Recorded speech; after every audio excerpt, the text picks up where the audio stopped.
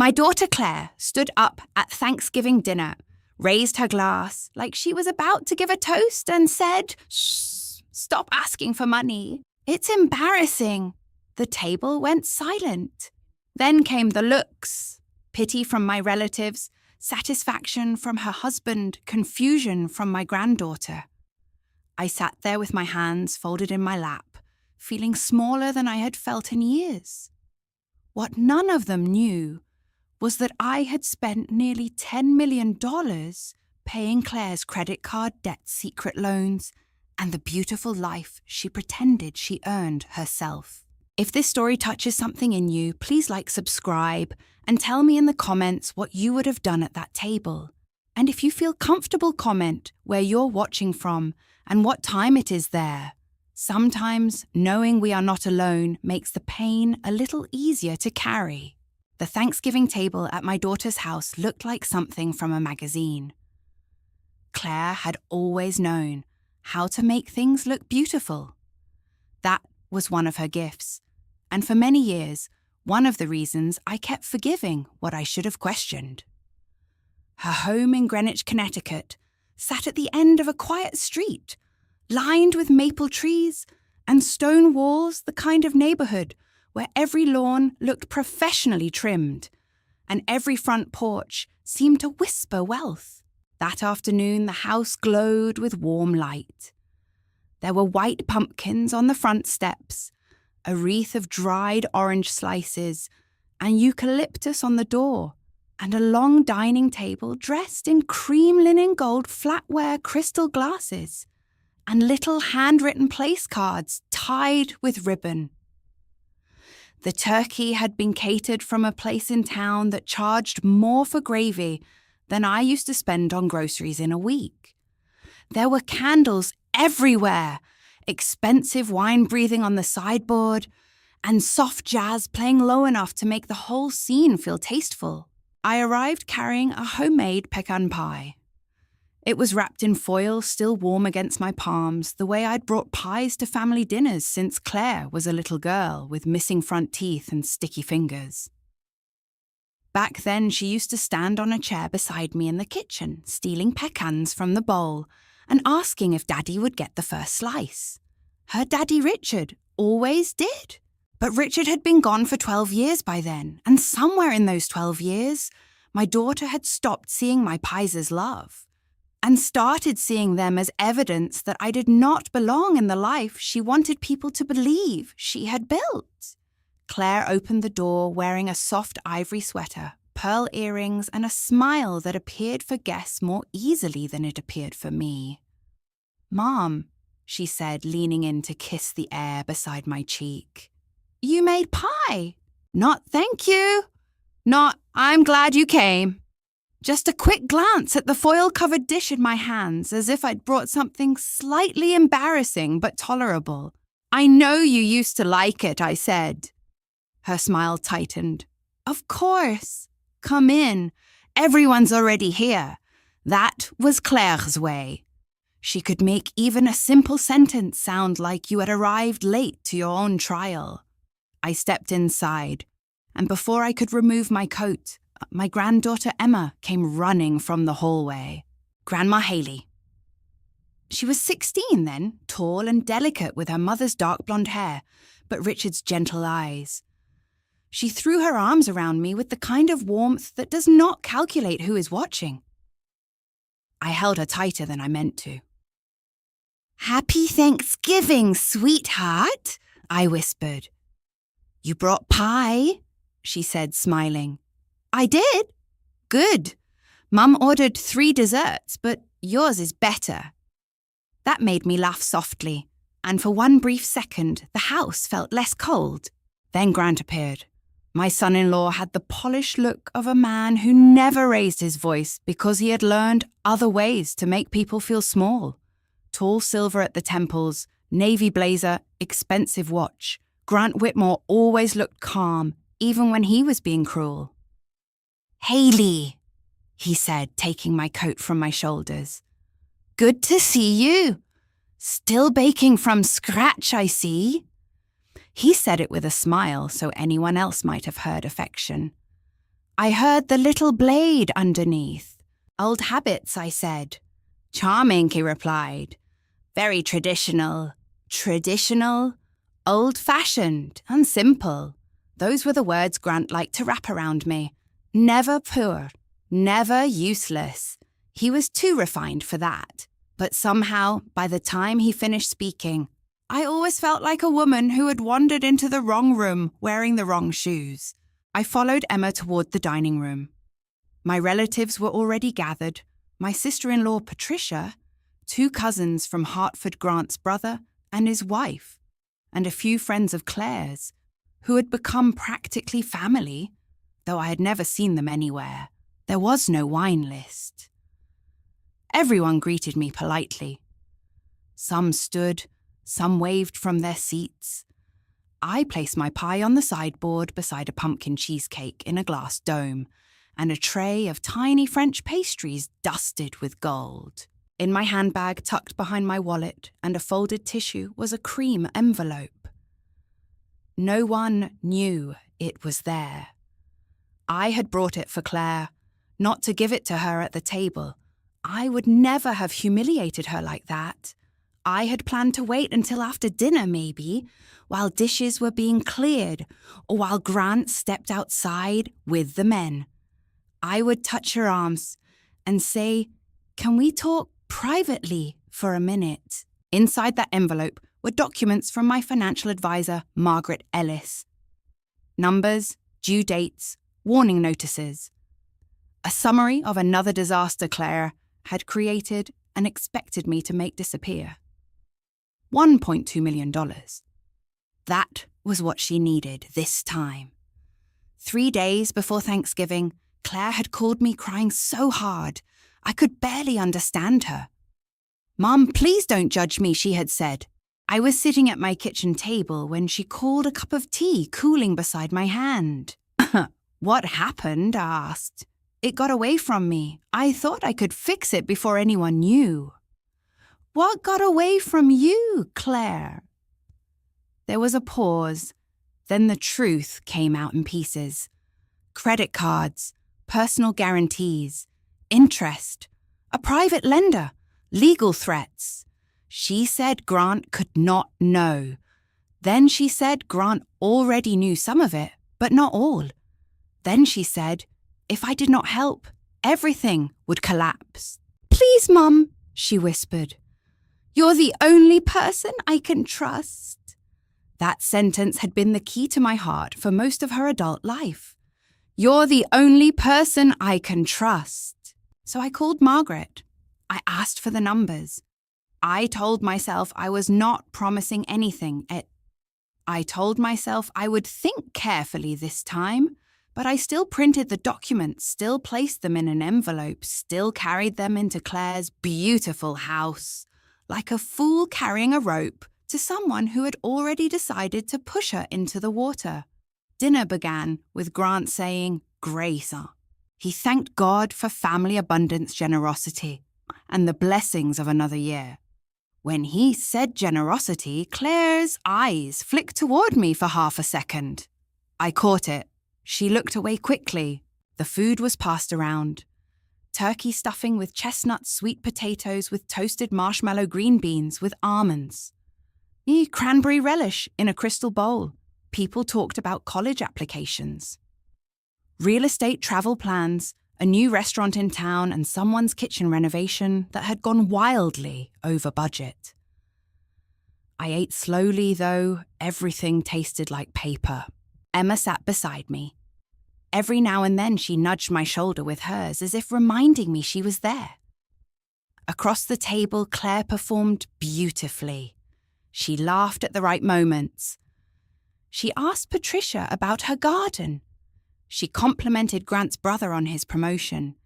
She was gracious, composed, glowing.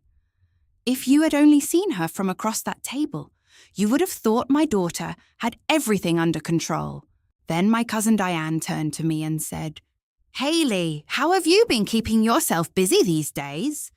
It was a harmless question, maybe even kind.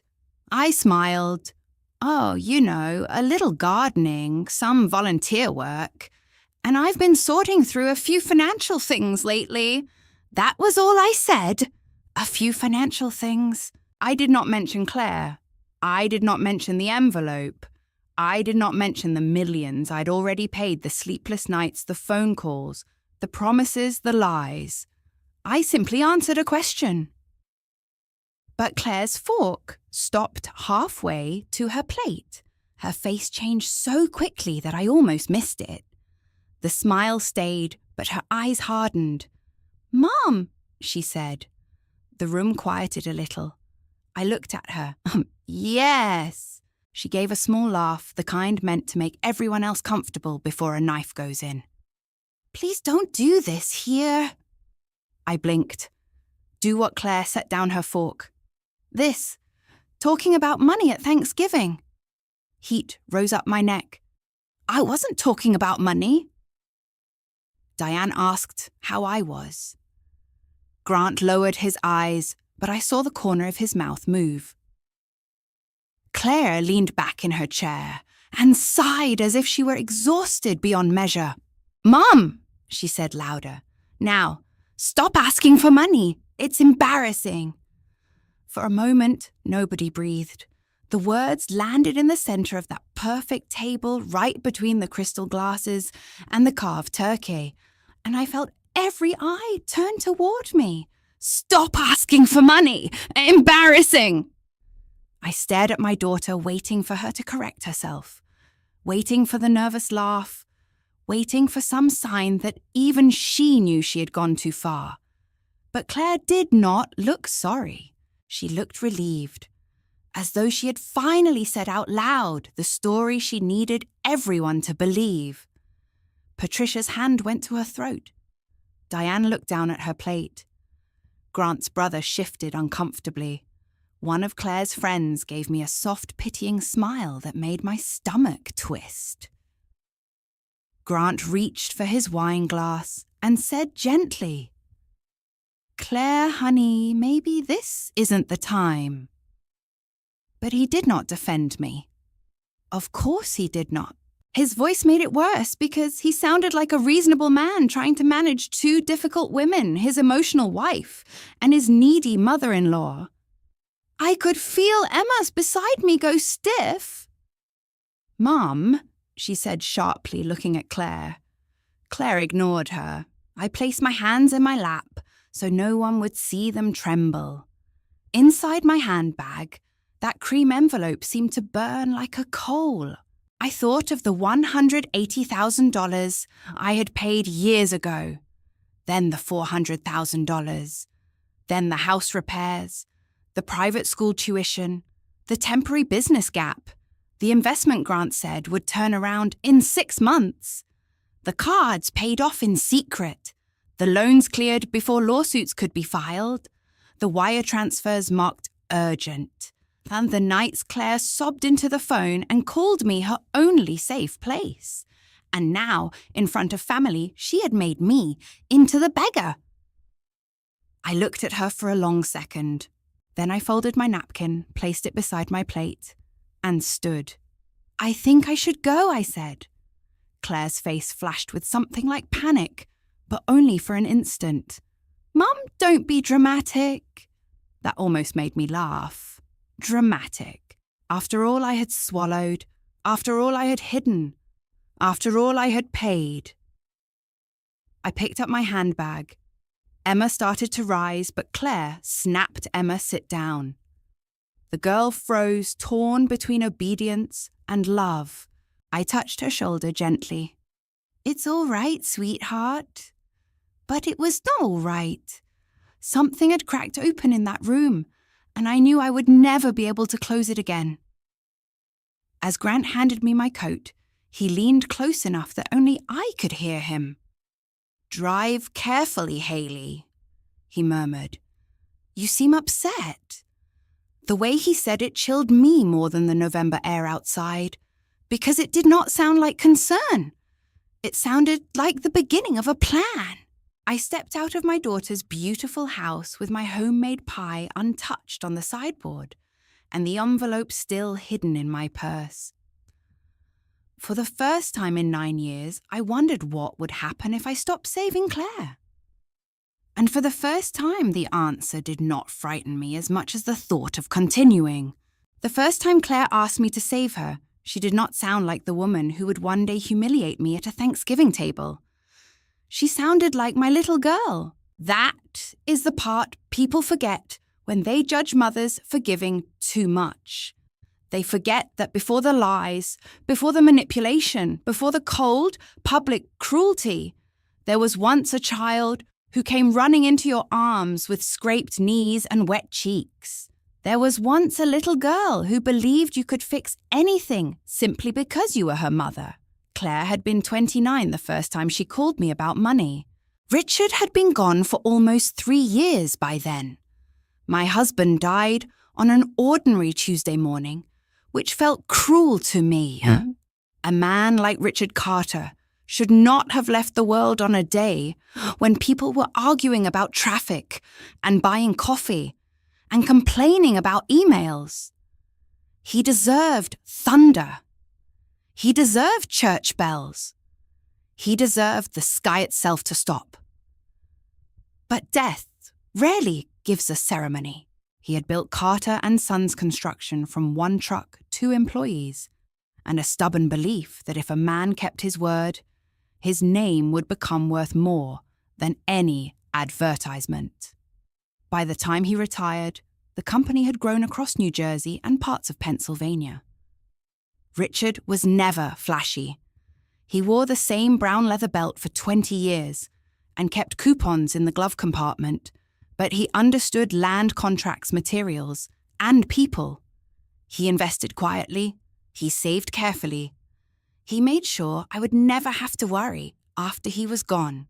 Hailey, he told me once, sitting at our kitchen table with tax papers spread in front of him, money is not love, but it can protect the people you love if you use it wisely. I thought I understood him then. I did not. After he died, I stayed in our house in Morristown. It was not a mansion.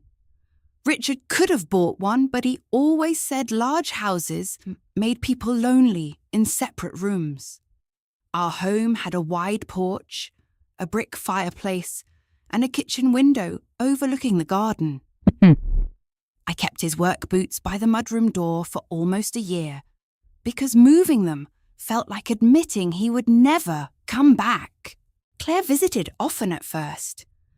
She would bring flowers, sit beside me on the sofa, and cry into my shoulder. She had always been close to her father in a complicated way.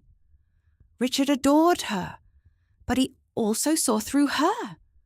He knew she loved beautiful things. He knew she liked admiration. He knew she sometimes confused being envied with being happy.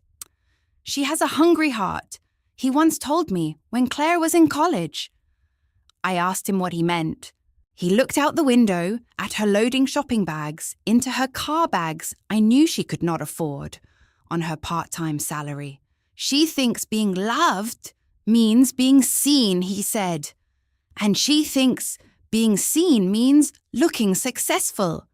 At the time, I thought he was being too hard on her. Mothers do that. We sand the sharp edges off the truth because we cannot bear to hold it.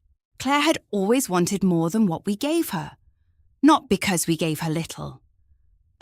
We gave her good schools, piano lessons, summer camps, birthday parties, a safe home, and parents who showed up. But Claire watched other girls with designer purses and beach houses, and something in her tightened. She wanted the room to turn when she entered it. She wanted people to whisper, "Doesn't she have a wonderful life?" when she married Grant Whitmore. I thought perhaps she had found her place. Grant came from a respectable family in Connecticut. He had gone to good schools, wore good suits, and spoke in that calm, polished way that made everything sound reasonable. Richard was still alive when Claire brought Grant home for the first time. I remember making pot roast Claire fussing with her hair in the hallway mirror and Grant complimenting the house with just enough warmth to seem sincere. After dinner, Richard walked Grant out to the driveway. I watched from the kitchen window as they stood by Grant's car talking. Richard's face was unreadable. Later, when we were getting ready for bed, I asked, "What do you think of him?" Richard took off his watch and set it on the dresser. "He knows how to impress people," he said. I smiled. "That's not a crime." "No," Richard said, "but sometimes it's a profession." I told him he was suspicious. He told me I was sentimental. We were both right in different ways. By the time Claire made that first call, she and Grant had been married 4 years. They lived in a charming house they could barely afford, though I did not know that yet. Claire worked for a high-end interior design firm, mostly dealing with clients who had more money than taste. Grant was involved in commercial real estate consulting, which sounded impressive but always seemed difficult to explain in plain English. That evening, I was alone in my kitchen. It was raining, and I remember the sound clearly because it tapped against the windows in a nervous rhythm. I had made tea but forgotten to drink it. Richard's old cardigan hung on the back of a chair. I still wore it sometimes when the house felt too quiet. The phone rang a little after 9. Mom, one word, and I knew something was wrong. "Claire, what happened?" She made a small, broken sound, half sob, half breath. "I messed up." I stood immediately. "Are you hurt?" No, I'm not hurt. Is Grant hurt? Is Emma okay?" Emma was just a toddler, then all curls and bright eyes. "Everyone's fine," Claire said quickly. "It's not that. It's money." I sat back down slowly. "What about money?" She cried harder, and the mother in me rose before the sensible woman could even ask questions. I heard fear in her voice, and my body responded as if she were still 5 years old and calling from a dark bedroom. "Claire, breathe," I said. "Tell me." "It's credit cards," she whispered. "And some bills." I thought I could handle it. I kept thinking the next commission would cover it, or Grant's deal would close, or we'd get the tax refund, but it just kept piling up. "How much?" She did not answer. "Claire." "How much?" There was a long silence. 180,000. I actually looked around the kitchen as if the number had entered the room, and I needed to see where it landed. $180,000, I said. "I know," she sobbed. "I know, Mom. Please don't make me feel worse. I already hate myself." That sentence stopped me. Please don't make me feel worse. It was not an apology, not exactly. It was a door closing before I could walk through with judgment. And because I loved her, because I was lonely, because I still carried grief like a stone under my ribs, I softened. How did this happen? She gave me pieces, not the whole picture. That became her pattern, though I did not recognize it then.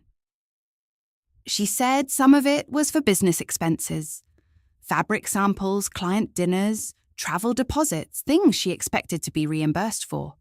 Some of it was for home repairs. Their roof had leaked. The heating system had needed work. Then Emma had needed medical tests.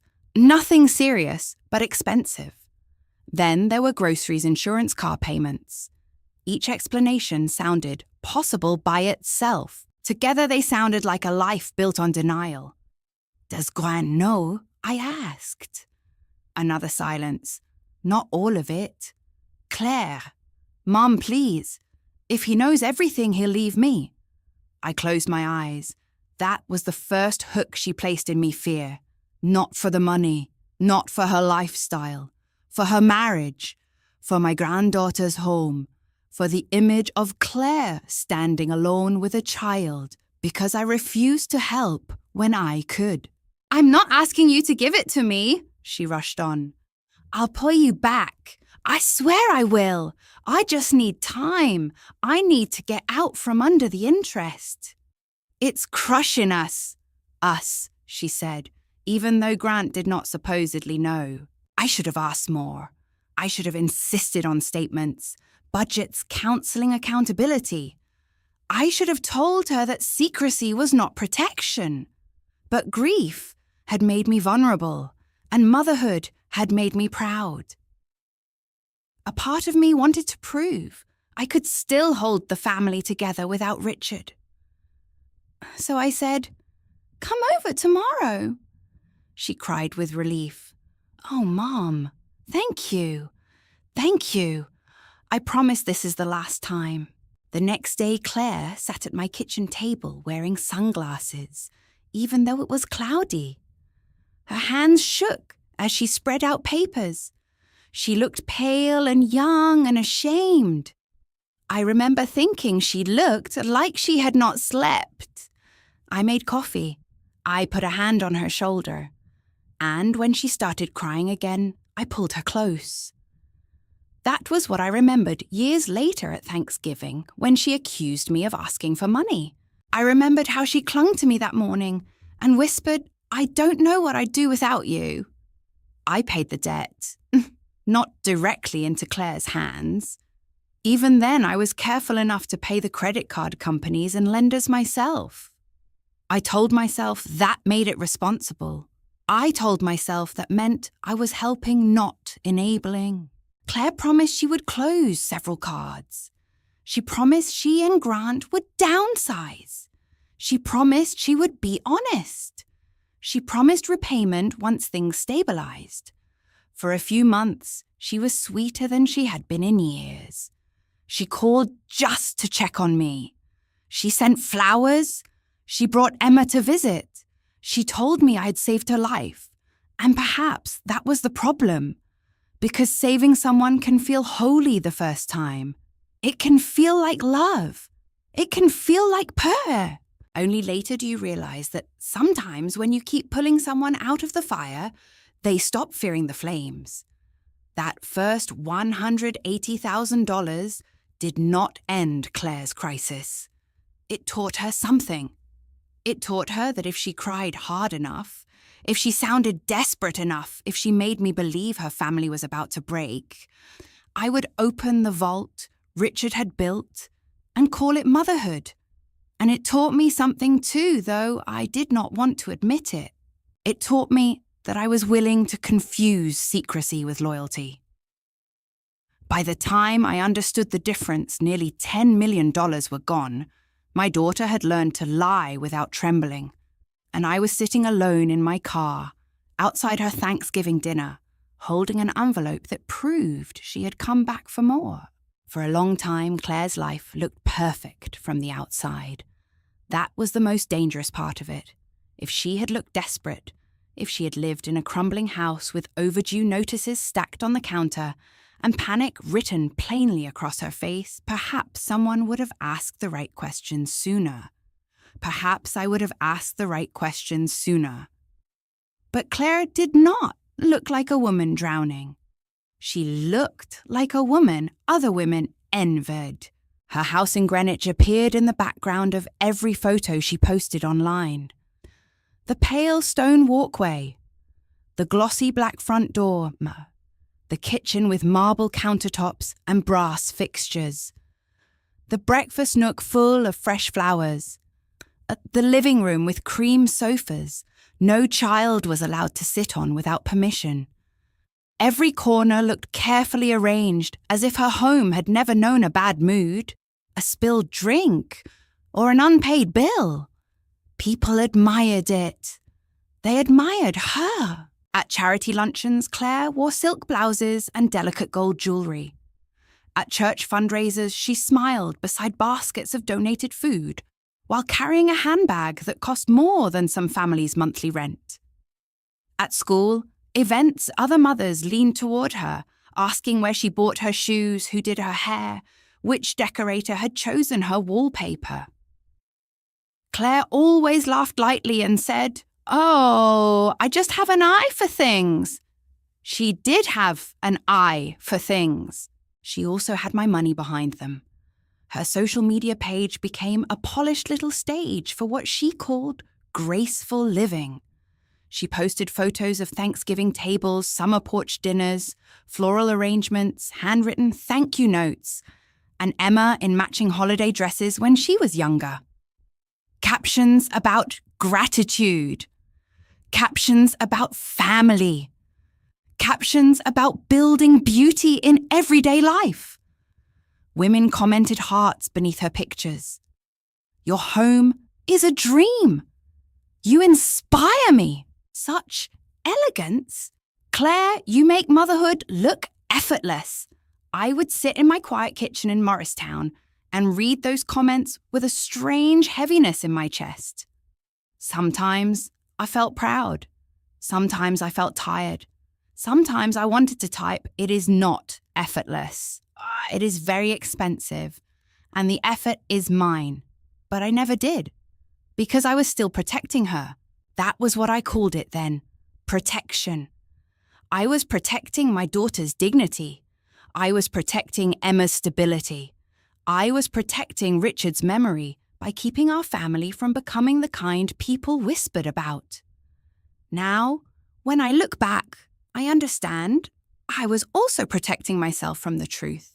After the first $180,000, Claire was careful for a while. She sent me little updates about cutting back.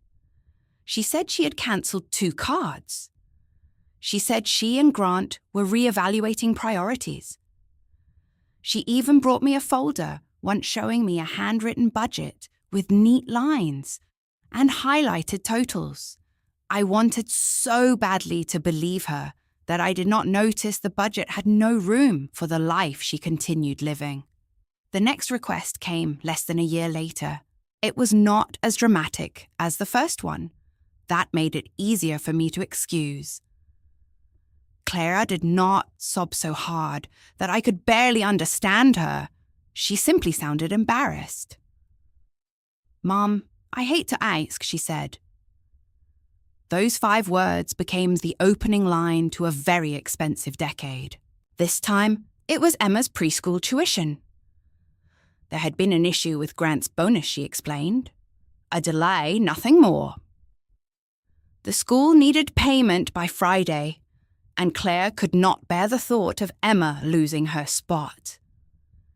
It's the best program in the area," Claire said. "You know how important early education is." I did know. And I loved Emma, so I paid. Then came the roof repair that turned into a full exterior renovation. Because according to Claire, the contractor found structural concerns. Then a tax bill Grant had somehow underestimated. Then a bridge loan for one of Grant's business opportunities. Then legal fees connected to a client dispute Claire described so vaguely that I still cannot tell you what actually happened. Each crisis arrived dressed as an exception.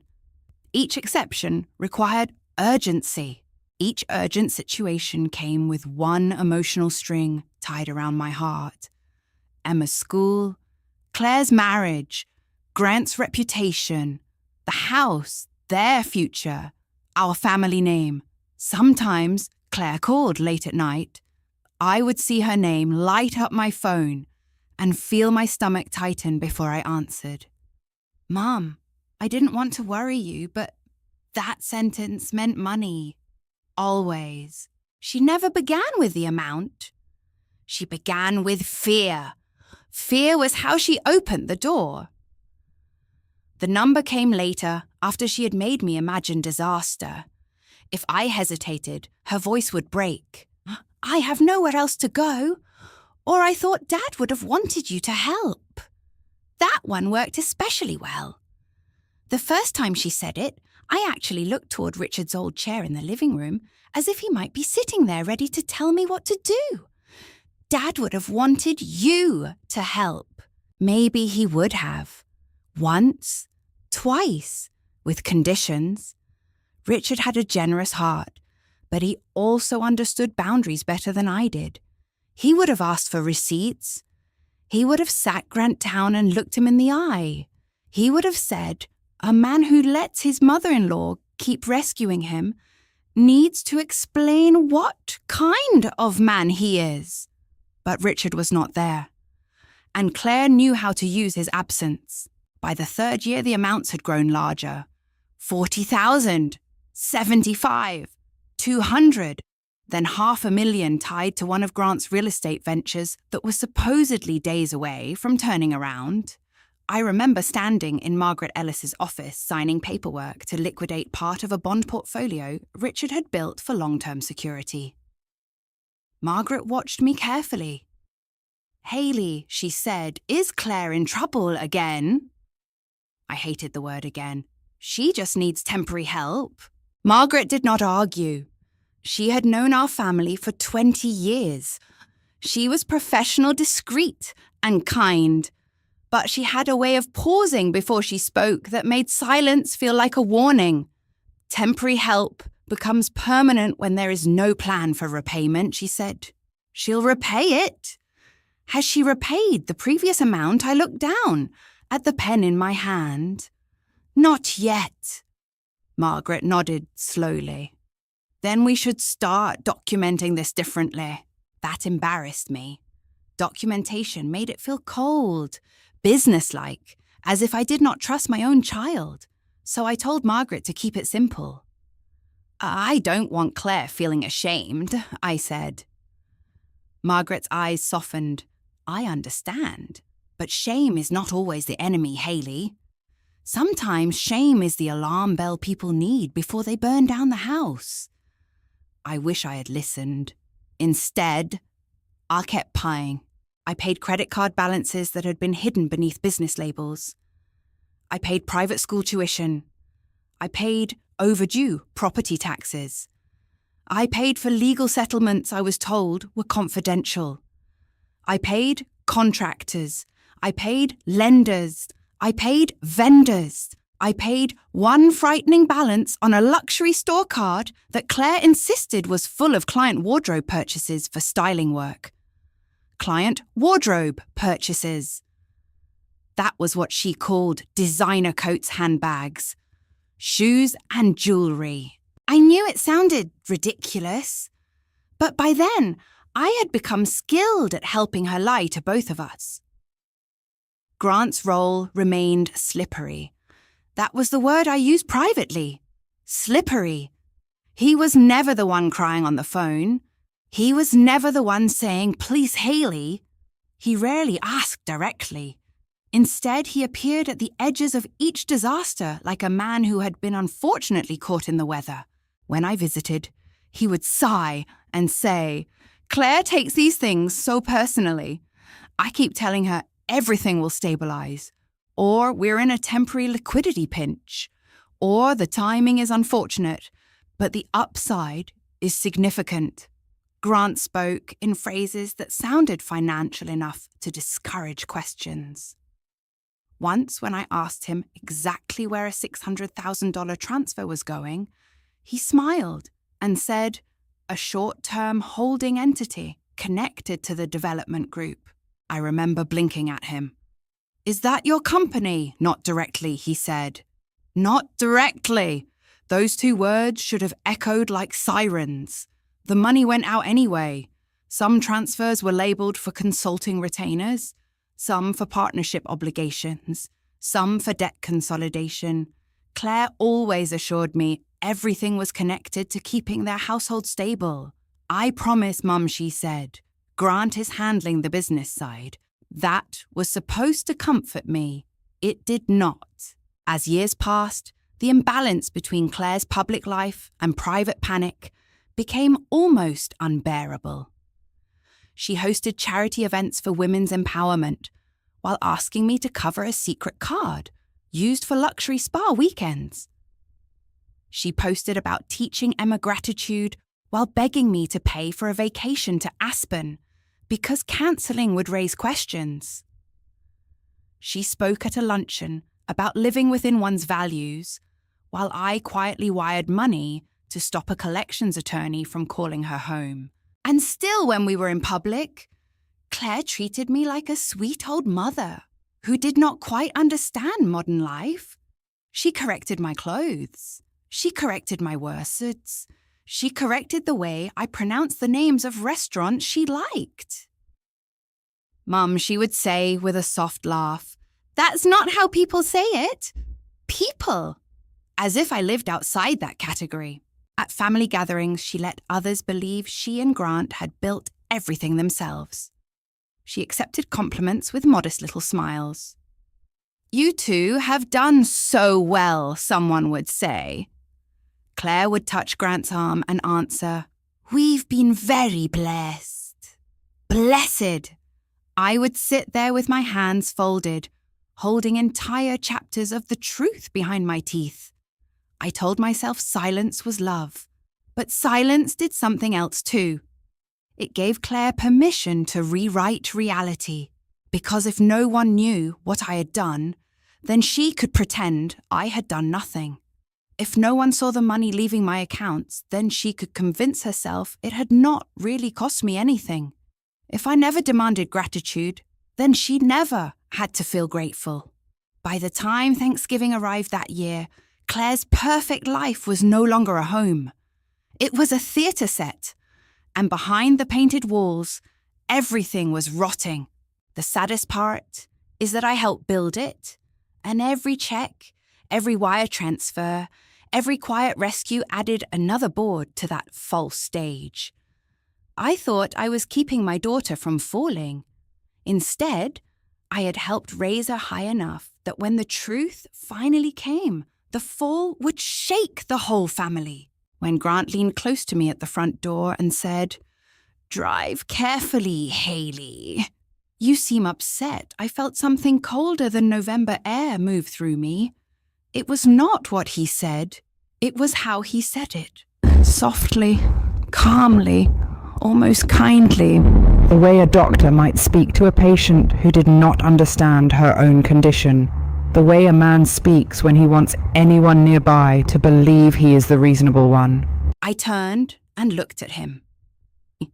Behind his shoulder, I could still see the dining room glowing with candlelight.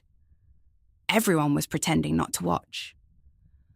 My homemade pecan pie sat untouched on the sideboard beneath all those elegant desserts Claire had ordered. Emma stood near the hallway, her face pale, her hands clenched at her sides. Claire remained at the table, chin, lifted mouth tight, as if she had done something brave instead of cruel. "I'm upset," I said quietly, "because my daughter lied about me and my own family." Grant gave a small, patient sigh. "Hailey," he said, "I don't think this is the right moment." There it was again, that calm control, that suggestion that I was not managing myself properly, that he, Grant Whitmore, would decide what the right moment was. For years I had mistaken his composure for maturity. Now I saw something else underneath it. A man who knew the power of tone. A man who understood that you could make a woman look unstable simply by staying quiet while she suffered. I said nothing more. I stepped out onto the porch and let the door close behind me. The cold hit my face at once. The sky was dark, and the beautiful houses on Claire's street glowed behind bare branch trees. Somewhere nearby, another family was laughing. I could hear dishes clinking, children shouting, a dog barking once, and then going silent. Normal sounds. Happy sounds. I stood there for a moment, holding my coat closed at the neck, and realized my hands were shaking. Not from weakness, from recognition. A memory came back to me sharp and unpleasant. It had been nearly a year earlier at Claire and Grant's anniversary party. They had hosted 30 people in their backyard, under a white tent with string lights and hired servers passing champagne. I had worn a blue dress. Claire helped me choose, though she had said, "It's better than the brown one, Mum.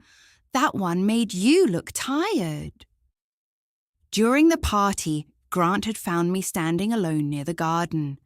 "Hailey," he said, handing me a glass of sparkling water, "Claire worries about you." I smiled then. "Does she? All the time?" That touched me at first. I thought Perhaps Claire spoke of me with tenderness when I was not there. Grant looked toward the house, then lowered his voice. She says you've been misplacing things, forgetting appointments, getting confused about certain bills. I laughed because it sounded absurd. I don't think so. He tilted his head.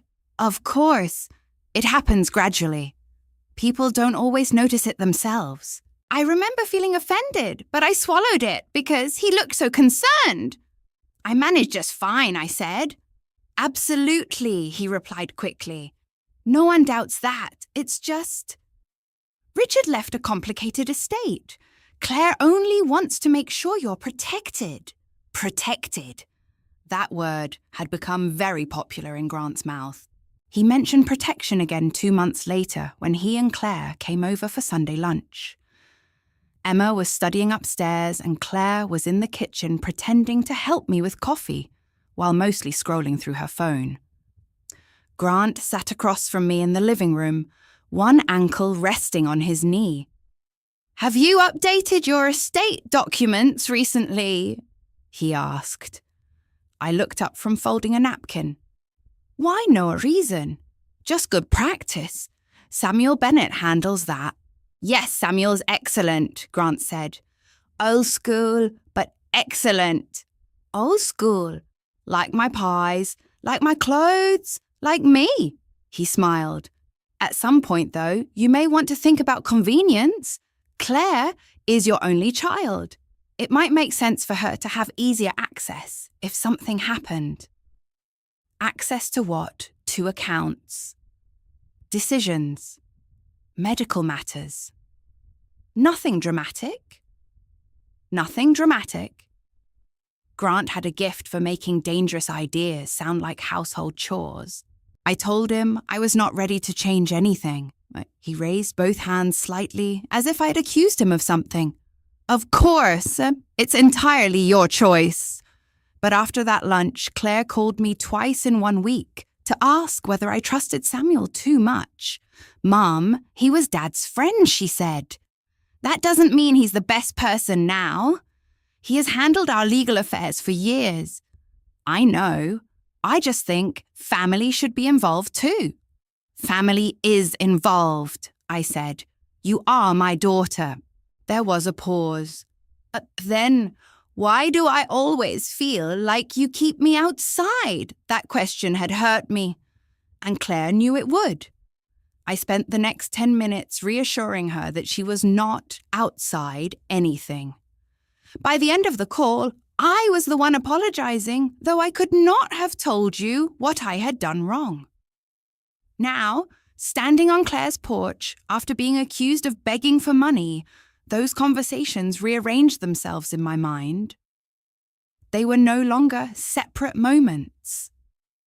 They were steps, Grant questioning my memory, Claire questioning my trust in Samuel, Grant suggesting easier access, Claire saying family should be involved, Grant calling me upset, Claire calling me embarrassing.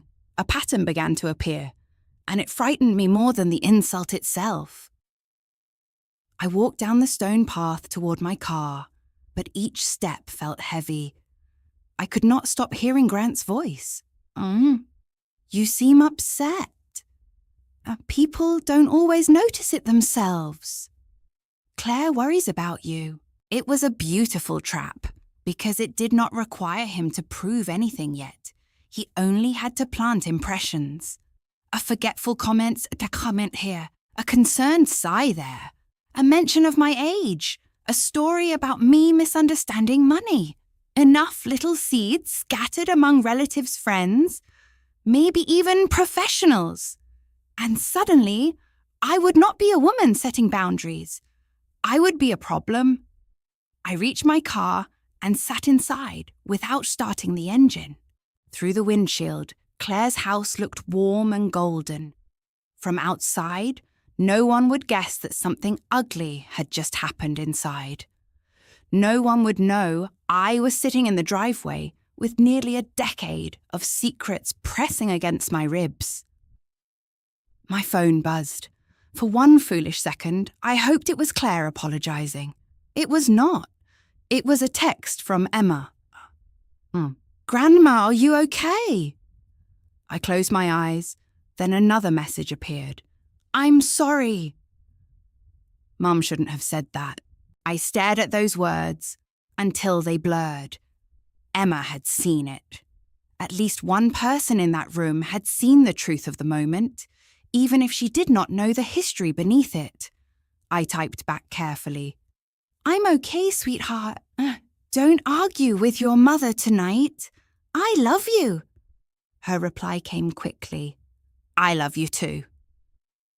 I placed the phone in my lap and finally let myself breathe. Then I looked toward the house again. A curtain shifted in the front window. I could not see who stood there, Claire or Grant, but I knew someone was watching me sit alone in the dark. Watching perhaps to see if I would cry. Watching to see if I would drive off wounded and quiet, as I always had. I thought about going back inside, not to scream, not to throw the envelope onto the table, not to list the numbers one by one and watch Claire's polished face collapse. There was a part of me that wanted that. A human part. A wounded mother's part. But another instinct stopped me. If Grant was building a picture of me as unstable, then anger would be useful to him. Tears would be useful. Shaking hands, raised voice confusion, emotional outbursts. Every visible sign of pain could be turned into evidence if someone was cruel enough to use it. And Grant was cruel enough. That realization steadied me. I started the car. As I pulled away from the curb, I remembered another moment from just 6 weeks earlier. Claire had come to my house, alone. She had wandered through the living room, touching picture frames, commenting on how much work it must be for me to keep the place up. "This is a lot for one person, Mum," she said. "I like my home, I know. But someday you may need to simplify." "Someday," I said. She turned to me then with a soft smile. "You know I'd never let anything happen to you." At the time, I had thought she meant she would care for me. Now, I wondered if she meant something else entirely. The drive home took almost an hour. I kept both hands on the wheel. I did not turn on music. I did not call anyone.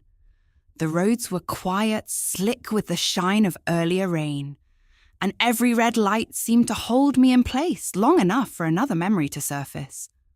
Grant, asking if I'd ever forgotten to pay property taxes. Claire suggesting I let her help organise my passwords. Grant mentioning a friend whose mother had waited too long to assign power of attorney. Claire telling Patricia at a family barbecue Mum gets overwhelmed by paperwork now. I had heard these things as concern. Now they sounded like rehearsal. By the time I reached my house in Morristown, the anger had settled into something colder and clearer. I parked in the driveway, carried my handbag inside, and locked the door behind me. The house was dark except for the small lamp I always left on in the hallway. Richard's photograph sat on the entry table, his face half lit, his smile steady and familiar. I stood before it for a long moment. "Oh, Richard," I whispered, "what have I allowed?" The silence did not answer, but for the first time in years, I did not reach for the phone to call Claire and smooth things over. I did not text her that I was sorry for leaving. I did not ask whether she was all right. Instead, I took the cream envelope from my purse and placed it on the kitchen table. Then I sat down across from it like it was an opponent. Inside were numbers Claire wanted me to make disappear. But outside that envelope was something bigger now. A pattern. A plan. And a daughter who had learned that if she made me look weak enough, no one would question why she needed control. That night, I did not yet know how far Claire and Grant were willing to go, but I knew one thing with absolute certainty. Thanksgiving had not been an accident. It had been a warning, and perhaps a test to see whether I was still willing to bleed quietly. I did not open the envelope right away. For almost 20 minutes after I got home, I simply sat at my kitchen table and stared at it. The house was too quiet. That was the first thing I noticed. Not peaceful, quiet. There is a difference.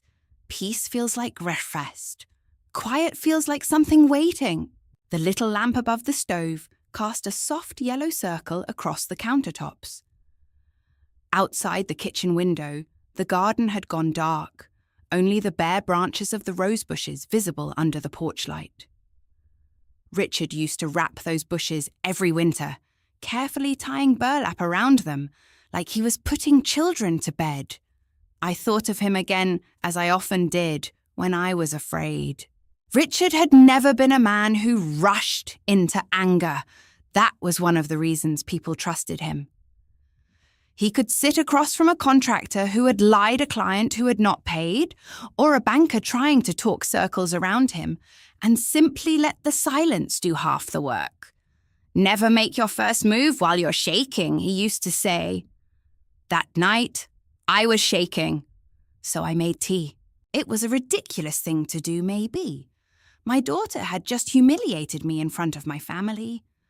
My son-in-law had looked at me like a woman he was preparing to diagnose. $1 million disaster sat unopened in front of me. And there I was, filling the kettle, choosing a mug, dropping a tea bag into hot water, as if ordinary habits could hold my life together. But sometimes the body reaches for ritual when the heart cannot bear reality. I carried the mug back to the table. I did not drink it. The cream envelope lay where I had placed it, neat and innocent. Margaret Ellis's handwriting was on the front Claire W. urgent summary. Urgent! That word had followed Claire for years. Urgent payment, urgent deadline, urgent legal notice, urgent opportunity, urgent family emergency. Her emergencies had become the weather of my life. They arrived without warning, flooded everything, then left me cleaning up the damage while she stepped back into sunshine. I slid one finger beneath the flap and opened the envelope. The papers inside were clipped together. Margaret had always been organised. The first page was a summary, not emotional, not dramatic, just facts in clean lines. Outstanding revolving credit balances, late fees and penalty interest, private lender demand, personal guarantee exposure, potential civil action if unresolved. Total immediate risk, $1,204,883.17. I read the number once, then again. Then a third time slower, as if the digits might rearrange themselves into something less obscene. $1,204,883.17. 17 cents. That tiny ending nearly broke me. It made the whole thing feel more real somehow. Not just around $1 million. Not a vague crisis. A precise, cold, documented amount down to coins. The price of Claire's secrets had become so large that even the cents seemed cruel. I turned the page. There were 4 credit cards listed with balances high enough to buy houses in some towns. 2 accounts were tied to luxury retailers. One card had charges from hotels in Aspen Palm Beach and Santa Fe. Another showed payments to interior vendors, art consultants, and something labelled lifestyle branding services. I almost laughed at that. Lifestyle branding. Claire had not just bought a lifestyle. She had branded it, photographed it, and let strangers applaud it while I quietly paid the interest.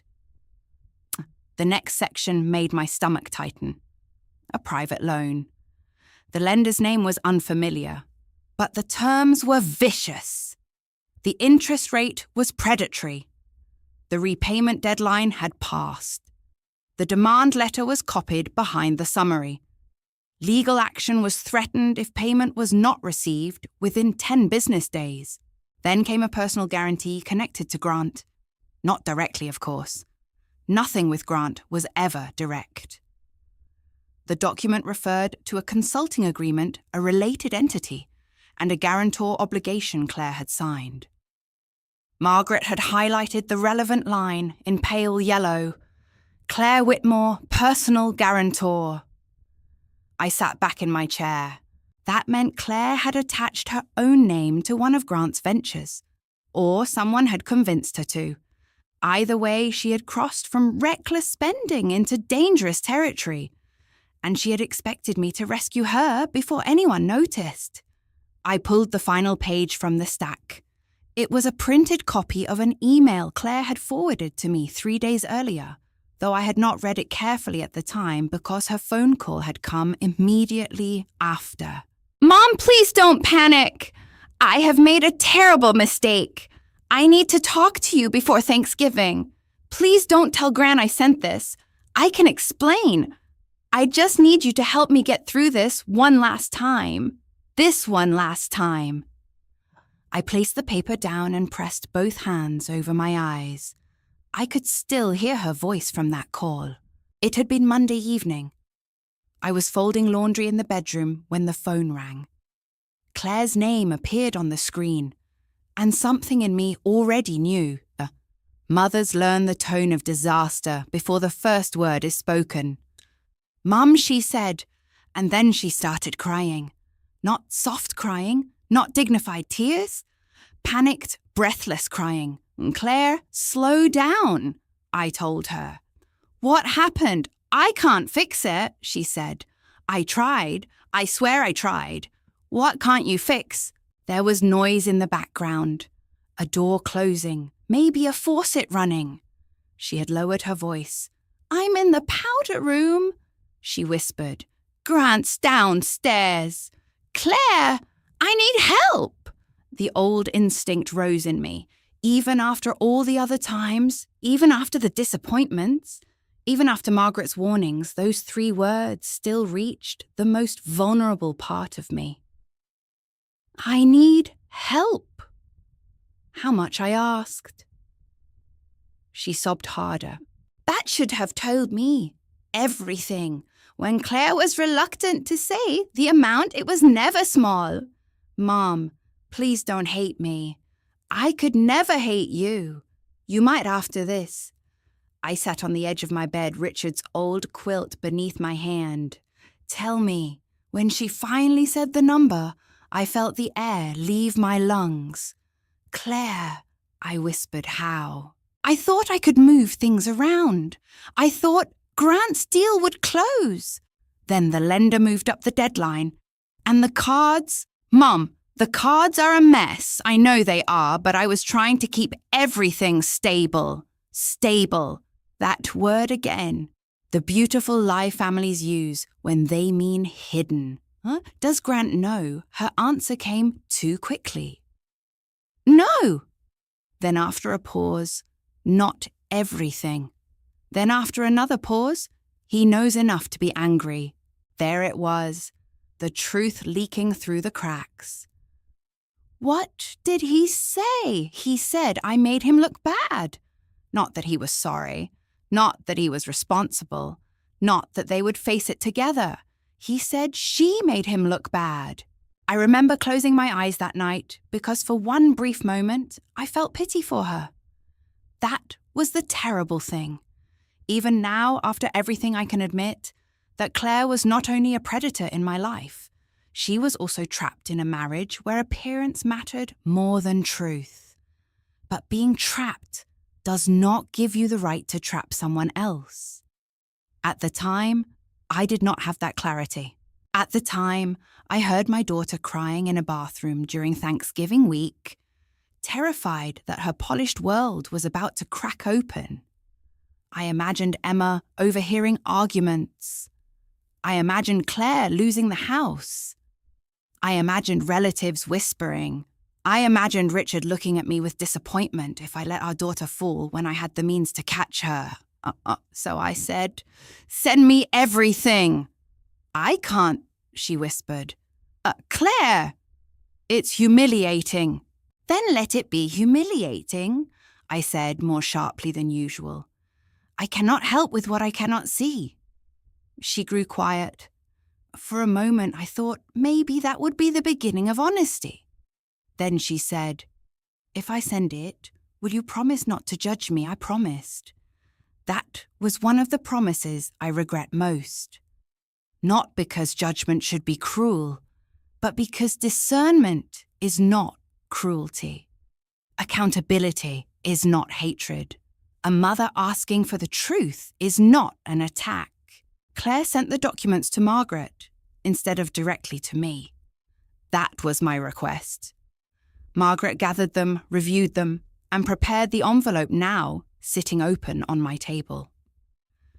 And then 3 days later, Claire stood at her Thanksgiving table and told me to stop asking for money. I looked down again at the amount. $1,204,883.17. I imagined handing Claire that envelope after dinner as I had planned. I imagined taking her aside, gently away from the guests, away from Grant, away from Emma, and saying, "We need to talk about this." I imagined her crying again. I imagined myself softening again. I imagined the money leaving my accounts again. Then I imagined the dining room, the silence after her accusation, the pitying eyes, Grant's calm little performance, Emma's pale face. And for the first time, the humiliation did something useful. It showed me what my rescue had purchased. Not gratitude, not honesty, not closeness. Only a better costume for Claire to wear while she lied. I pushed the papers away and stood so suddenly my chair scraped against the floor. My tea was cold. I walked to the sink, poured it out, and watched the pale liquid swirl down the drain. Such a small act, but I remember it clearly because I felt something inside me doing the same thing. Some old habit, some reflex, some desperate need to be needed by a daughter who had turned my love into a resource. The phone rang. I froze. Claire. Her name glowed on the screen. I let it ring. Once, twice, 3 times.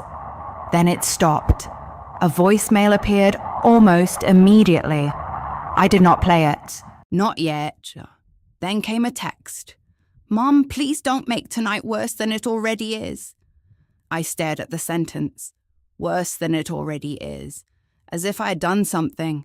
As if leaving quietly after being shamed was the injury, not the insult. As if my pain was inconvenient because it interfered with the story she wanted to tell. Another text followed. "We can talk tomorrow. Please don't involve Margaret yet." I was emotional at dinner. I was emotional. That almost made me smile, though there was no humour in it. Claire had not been emotional. She had been strategic. Maybe afraid, maybe cornered, maybe influenced by Grant, but strategic all the same. I picked up my phone. My fingers hovered over the screen. For years, I would have answered immediately. I would have reassured her. I would have said, "I know you didn't mean it." I would have carried her guilt for her before she even had to feel it. Instead, I typed one sentence. "We will not discuss money tonight." I sent it. The reply came within seconds. "Mom, don't be like this. Be like what? Awake." I did not answer. I turned the phone face down on the table. Then I gathered the documents, placed them back inside the envelope, and wrote one word across the front. In blue ink. No. My hand shook as I wrote it. But once the word was there, I felt the strangest thing. Not peace. Not yet. But space. A small trembling space between my daughter's crisis and my obedience. I took the envelope upstairs and placed it in the drawer of my bedside table beside Richard's watch, and the last birthday card he ever gave me. Then I sat on the edge of the bed and let myself cry. I cried for the money, yes, but not mostly for the money. I cried for the years I had mistaken being used for being loved. I cried for every time Claire said, "You're the only person I can trust," while proving she did not trust me with the truth. I cried for Emma, who had watched her mother wound her grandmother in a room full of people. And I cried because I knew the next morning would require a version of me my daughter had never met. A mother who loved her. A mother who remembered the little girl with pecans in her hands and sugar on her cheeks, but also a woman who had finally understood that love without limits can become a slow form of self-destruction. That night, I slept only 2 hours. When morning came, I called Margaret Ellis before I called Claire. And that was the first real decision I had made in years. Margaret Ellis did not sound surprised when I called her the next morning. That frightened me more than if she had gasped. It was barely 8 o'clock the morning after Thanksgiving. I was standing in my kitchen wearing the same robe I had owned for 15 years. Holding the phone so tightly, my fingers ached. The house smelled faintly of cold tea and the cinnamon candle I had forgotten to blow out until midnight. Outside, the neighborhood was quiet in that heavy morning after holiday way, as if everyone else was sleeping off full stomachs and happy memories. I had neither. "Margaret," I said, "I need to see the full picture." There was a pause.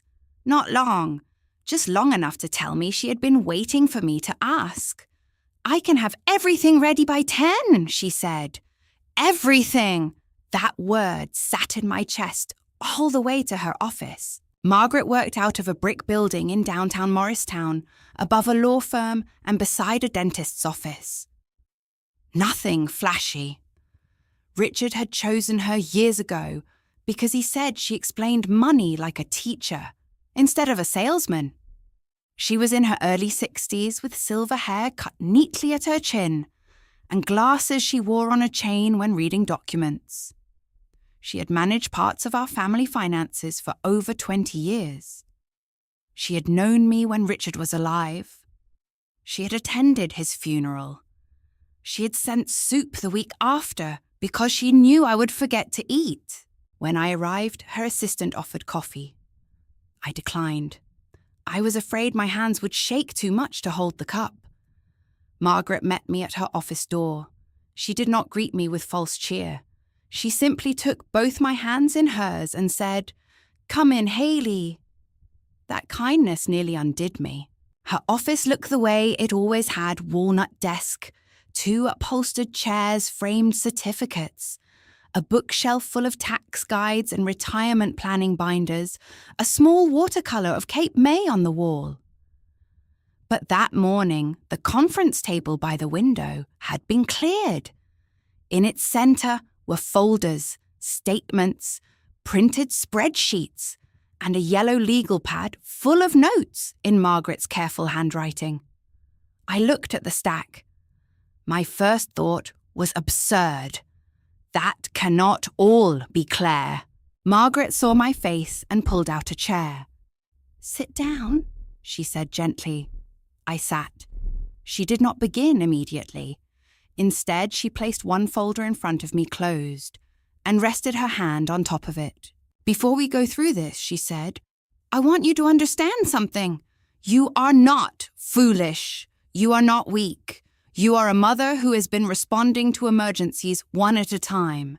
People like Claire and Grant rely on that. They make sure you only see the fire in front of you, never the whole forest burning." I looked away toward the window. Cars passed below. Ordinary people going to ordinary places. I envied them. "Show me," I said.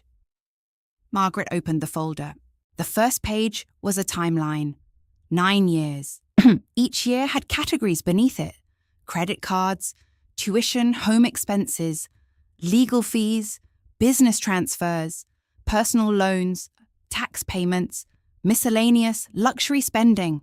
At first, my eyes refused to make sense of it. The numbers were too many, too spread out. A few looked familiar. Many did not.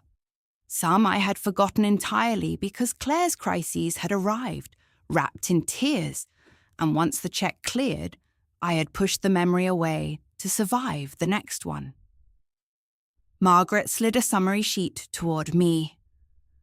From the first payment until the current request, she said the total connected to Claire and Grant is $9,786,412. The room seemed to narrow. I stared at her. No, I said. Hey, it came out like a breath, not a word. Margaret did not argue. She turned the sheet around so I could see the total again. $9,786,412. My eyes fixed on the number. Not 10 million exactly. Worse somehow. Because it was real. Specific. Counted. Verified. Nearly $10 million. I thought of Richard's hands, rough from years of work, even after he became wealthy enough never to lift lumber again. I thought of him leaving before dawn, in winter scraping ice from his windshield, building a company one bit at a time. I thought of the nights he stayed up reviewing contracts so carefully that I teased him for treating commas like moral issues. Commas matter, he used to say. A small mark in the wrong place can cost a man plenty. What would he have said about this? Margaret let me sit with the number before she continued. I broke it down, she said. Not to overwhelm you, but because you need clarity now. She pointed to the first column. Credit card balances and revolving debt, $2,140,000. I closed my eyes. Private school and education-related expenses for Emma, $980,000. I opened my eyes. Emma's education. That includes tuition summer programs, overseas trips, labeled as school enrichment, tutoring application consultants. Some of that I did not regret. Emma was innocent, but even love for my granddaughter could not soften the total. Margaret moved down the page. Home repairs, renovations, furnishings, and contractor payments, $1,670,000. I thought of Claire's marble kitchen, the guest bathroom with imported tile, the patio renovation she said was necessary because drainage issues threatened the foundation. Had the foundation ever been in danger? Or had she simply wanted a better place to serve wine beneath string lights? Legal settlements and professional fees, $630,000. For what? Some were described as client disputes. One involved a vendor claim. 2 were marked confidential. I have partial records, but not full explanations. I swallowed. Continue. Margaret's expression tightened slightly. Transfers connected to Grant's business activities, $3,220,000. That was the number that made my body go cold. Connected? How? Some went directly to entities where Grant was listed in public filings. Others went to companies where his name does not appear, but addresses partners or banking references overlap with his ventures. I stared at her. Why didn't you tell me this before I raised concerns several times? Margaret said quietly. You told me Claire needed discretion. You told me not to make her feel ashamed. You asked me to process certain transfers as family assistance, not loans. Her words were not cruel. That made them harder to hear. I had done this. Not alone, but willingly enough. Each time Margaret had held up a caution sign, I had stepped around it because Claire was crying on the other side. I'm sorry, I whispered. Margaret leaned forward. Hailey's shame belongs to the people who abused your trust. But responsibility now belongs to you. We cannot change what has gone out. We can stop what goes next. What goes next? The 1.2 million. The envelope. The word "no" written across it in my shaking hand. Margaret pulled another folder from the stack. There's more. My heart sank. Of course there is, I said. She did not smile. In the last 6 months, Claire has asked several questions that concerned me. What kind of questions? Margaret looked down at her notes. She asked whether the family trust allows emergency distributions if you become incapacitated. I felt the blood drain from my face. She said that to you? She asked generally at first. Then more specifically, that she wanted to know who would determine incapacity. She asked whether a letter from a physician would be enough. She asked whether a family member could petition if they believed you were making unsound financial decisions. I gripped the arms of the chair. She used those words, unsound financial decisions, yes. I thought of Thanksgiving. Mum, stop asking for money. It's embarrassing. Grant's voice at the door. You seem upset. The pattern sharpened until it hurt to look at. Margaret continued. She also requested copies of older power of attorney documents. Did you give them to her? No. I told her she would need to speak with Samuel Bennett or have your written authorization. And what did she say? She said she was only trying to help you before things became complicated. Before things became complicated.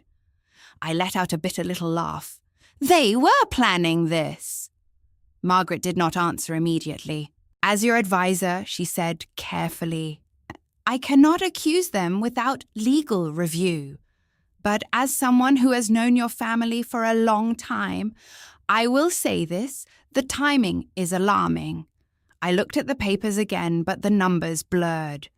My daughter had not simply taken money.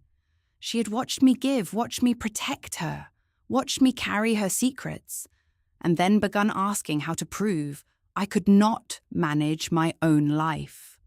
I felt something inside me fold in on itself. Not anger. Not yet. Grief. There are different kinds of grief. I had grieved Richard's death with flowers, casseroles, black dresses, and people saying, I'm so sorry. That grief had been terrible, but it was clean. He loved me.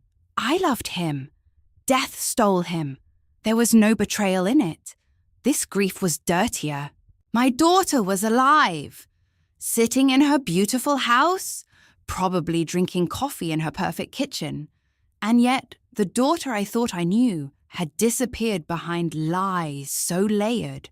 I no longer knew where Claire ended and the performance began. What do? I asked. Margaret straightened. She had been waiting for that question too. First, you make no further payments. I nodded. Second, you contact Samuel today. Not next week.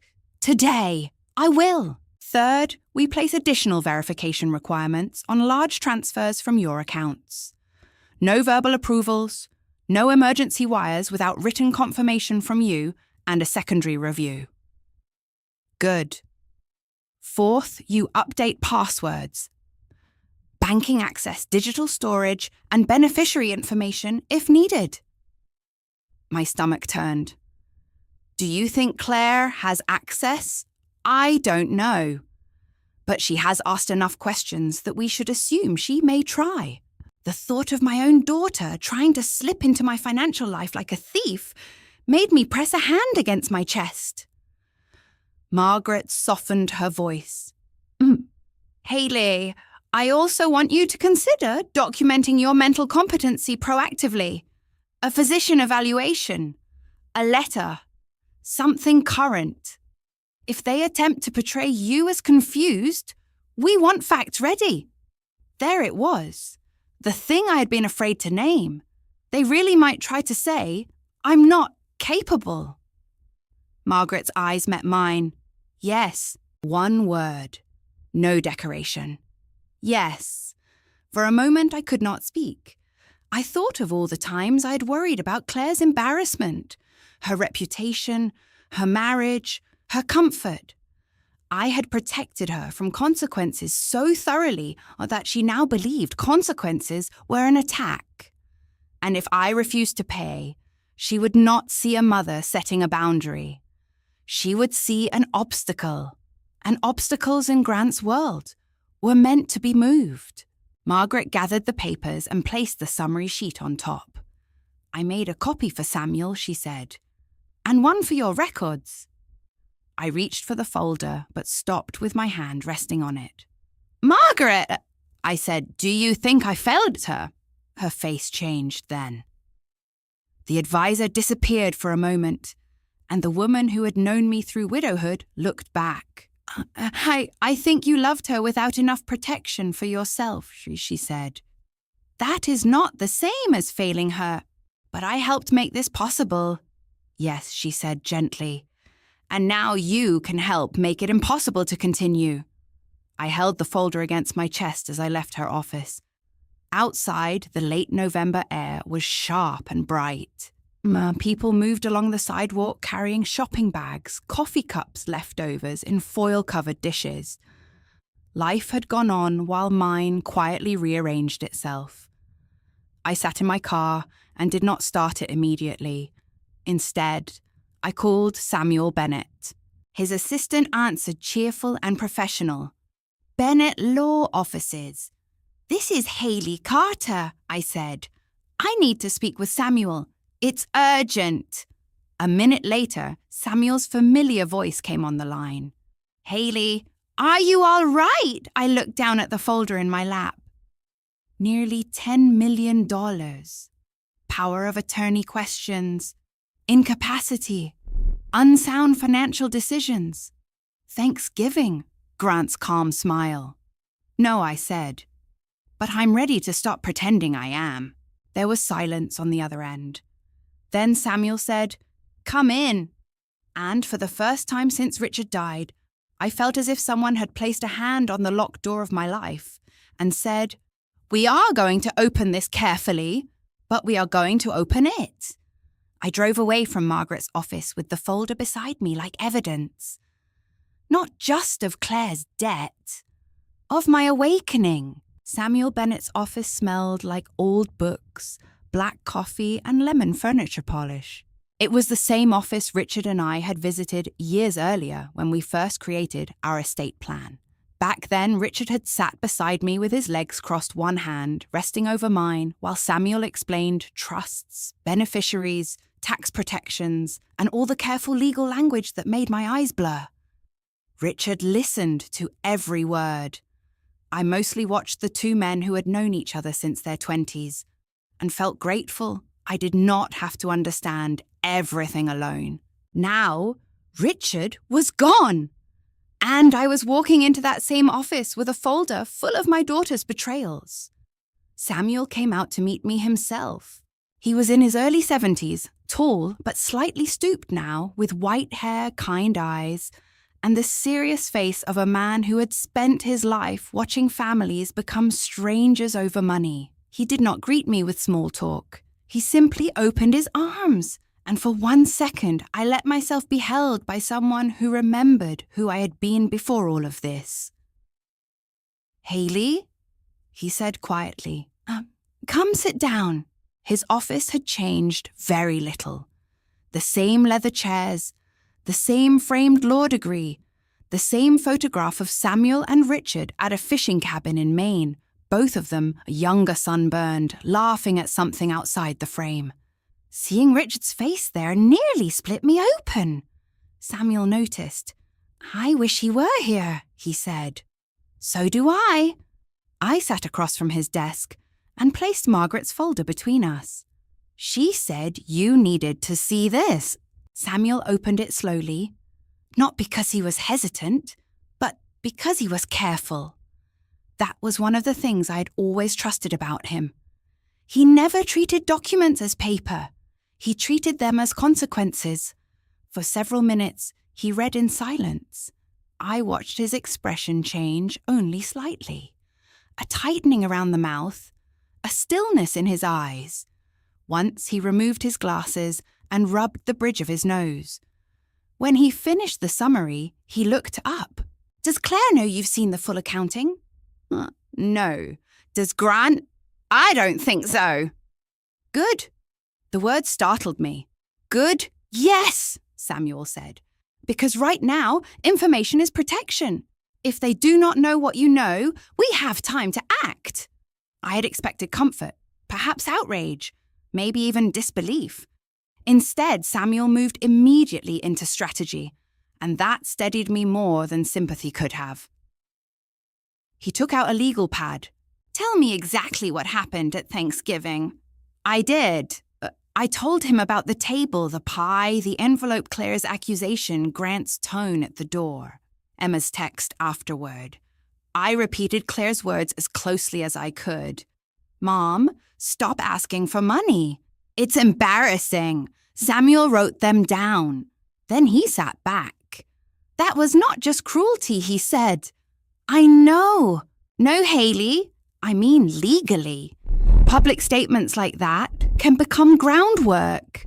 If they later claim you are financially dependent, confused, or manipulative, they may point to a family gathering and say, see, everyone heard it. My stomach turned. So I was right. You were right to be concerned. He never exaggerated. That made the warning heavier. Samuel asked about earlier comments Grant had made. I told him everything I could remember, Grant asking whether I forgot bills, whether my estate documents were current, whether Claire should have easier access, whether a doctor had ever evaluated my memory. I told him Claire had asked about passwords and helping organise my records. I told him Margaret said Claire had asked about incapacity and power of attorney. By the time I finished, Samuel's legal pad was half full.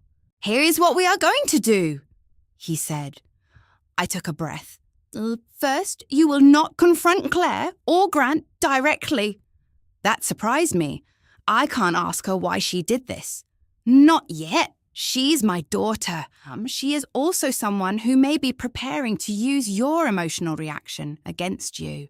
The words hurt because they were true, Samuel continued. Second, all communication with Claire and Grant should be preserved. Texts, emails, voicemails, letters. Do not delete anything. If they call, let it go to voicemail, unless you feel calm and have someone with you. I nodded. Third, Margaret will freeze all discretionary family assistance immediately. No more payments, no emergency transfers, no exceptions without legal review. Even hearing it said aloud made my chest tighten. No more payments. Such a simple sentence. Such a terrifying one.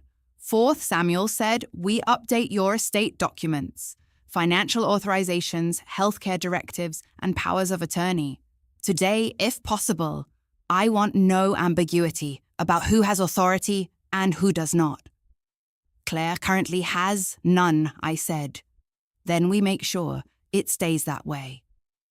He turned to another page. Fifth, I want you to schedule a medical evaluation.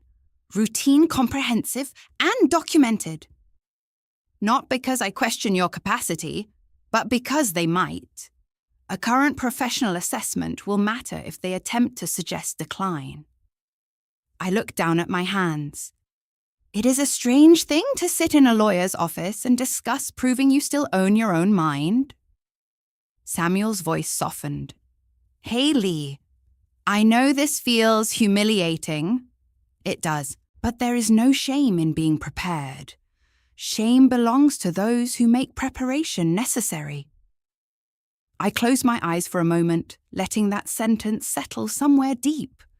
Then he asked the question I had been avoiding. Is Emma safe in that house? My eyes opened. I don't know. That was the honest answer.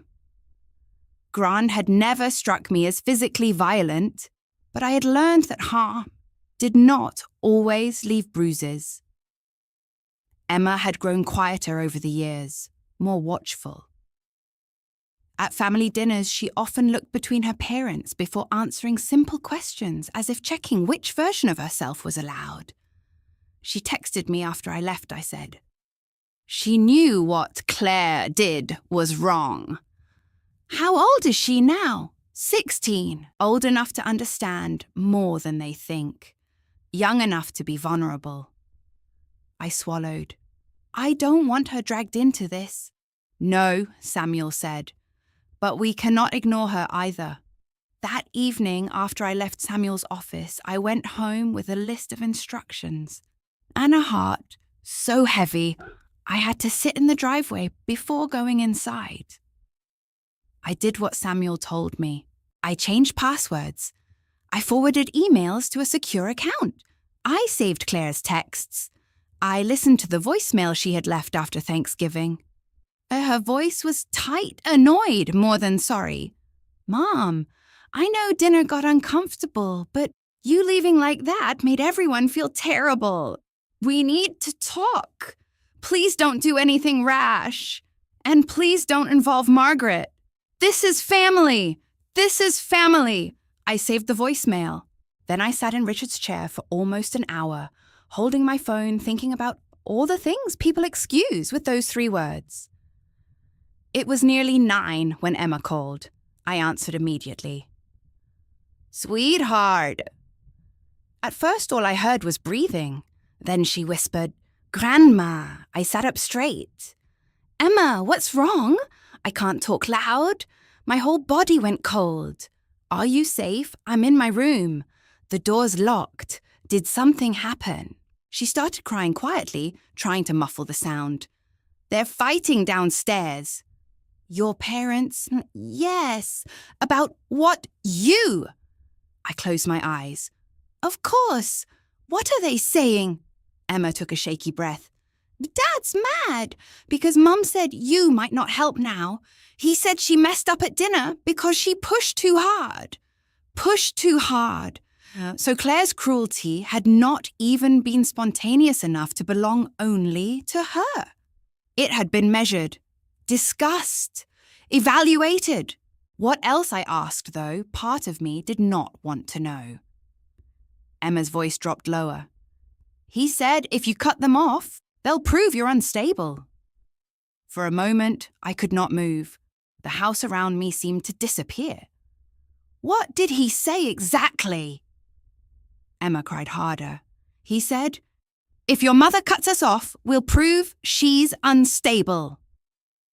Then Mum said, you wouldn't fight back because you're too sentimental about her. The words entered me slowly, each one finding a place to wound.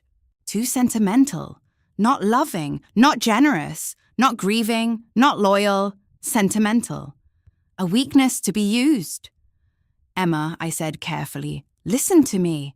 Do not go downstairs. Do not argue with them. Do not tell them you called me. I know. Are you sure you're safe? I think so. They don't know, I heard. There was a pause. Then she said, Grandma, I recorded some of it. My hand tightened around the phone. You what? I was scared. Dad was saying things and Mom kept saying your name, and I hit record. I stood and began pacing without realizing it. Emma, sweetheart, I need you to be very careful. Do not let them know. I won't. Can you send it to me? Yes. Then delete it from somewhere they can easily see, but don't do anything that puts you at risk. Do you understand? Yes. A few seconds later, my phone buzzed. An audio file appeared. My thumb hovered over it. Emma, I said softly, I am so sorry you had to hear this. Her answer broke my heart. I'm sorry Mom hurt you. I sank into the chair. Children should not have to apologize for their parents' sins. You did nothing wrong, I told her. You hear me? Nothing. I love you, Grandma. I love you too. More than anything. After we hung up, I sat in the dark living room staring at the audio file. I did not want to play it. Once I heard their voices, I could never unknow them. But some doors must be opened because danger grows in closed rooms. I pressed play. Grant's voice came first, low and furious. You made her look like the victim, Claire. That wasn't the point. Then Claire crying but angry. She embarrassed me first talking about financial things at the table. Grant snapped. She said one sentence. You overplayed it. My breath stopped. Overplayed it. Then came the sentence Emma had repeated. If your mother cuts us off, we'll prove she's unstable. Margaret can't protect her from everything. Claire said something I could not make out. Then louder. She won't fight me. She can't. She's too sentimental. She still thinks I'm the little girl Dad adored. There was a sound like a glass. Hitting a counter. Grant again. Then use that before Bennett gets involved. The recording ended. I sat perfectly still. My hands were no longer shaking. That surprised me. The pain was still there, deep and terrible, but beneath it something had gone calm. Not peaceful. Not forgiving. Calm in the way the ocean goes flat before a storm. Claire had said the quiet part aloud. She knew exactly where my love lived, and she had planned to reach into it like a pocket. I forwarded the recording to Samuel and Margaret with one sentence. Emma sent this tonight. Samuel called within 5 minutes. Hailey, he said, his voice grave. This changes everything. I looked at Richard's photograph across the room. Yes, I said, it does. Because until that moment, part of me had still been looking for an explanation that hurt less. Pressure, shame, bad choices, a manipulative husband, a daughter trapped in fear. But the recording stripped away my excuses. Claire was not confused about what she was doing. Grant was not merely opportunistic. They were preparing to turn my love into evidence against me. And my granddaughter, the only innocent heart left in that house, had just handed me the truth. That night, I did not sleep at all.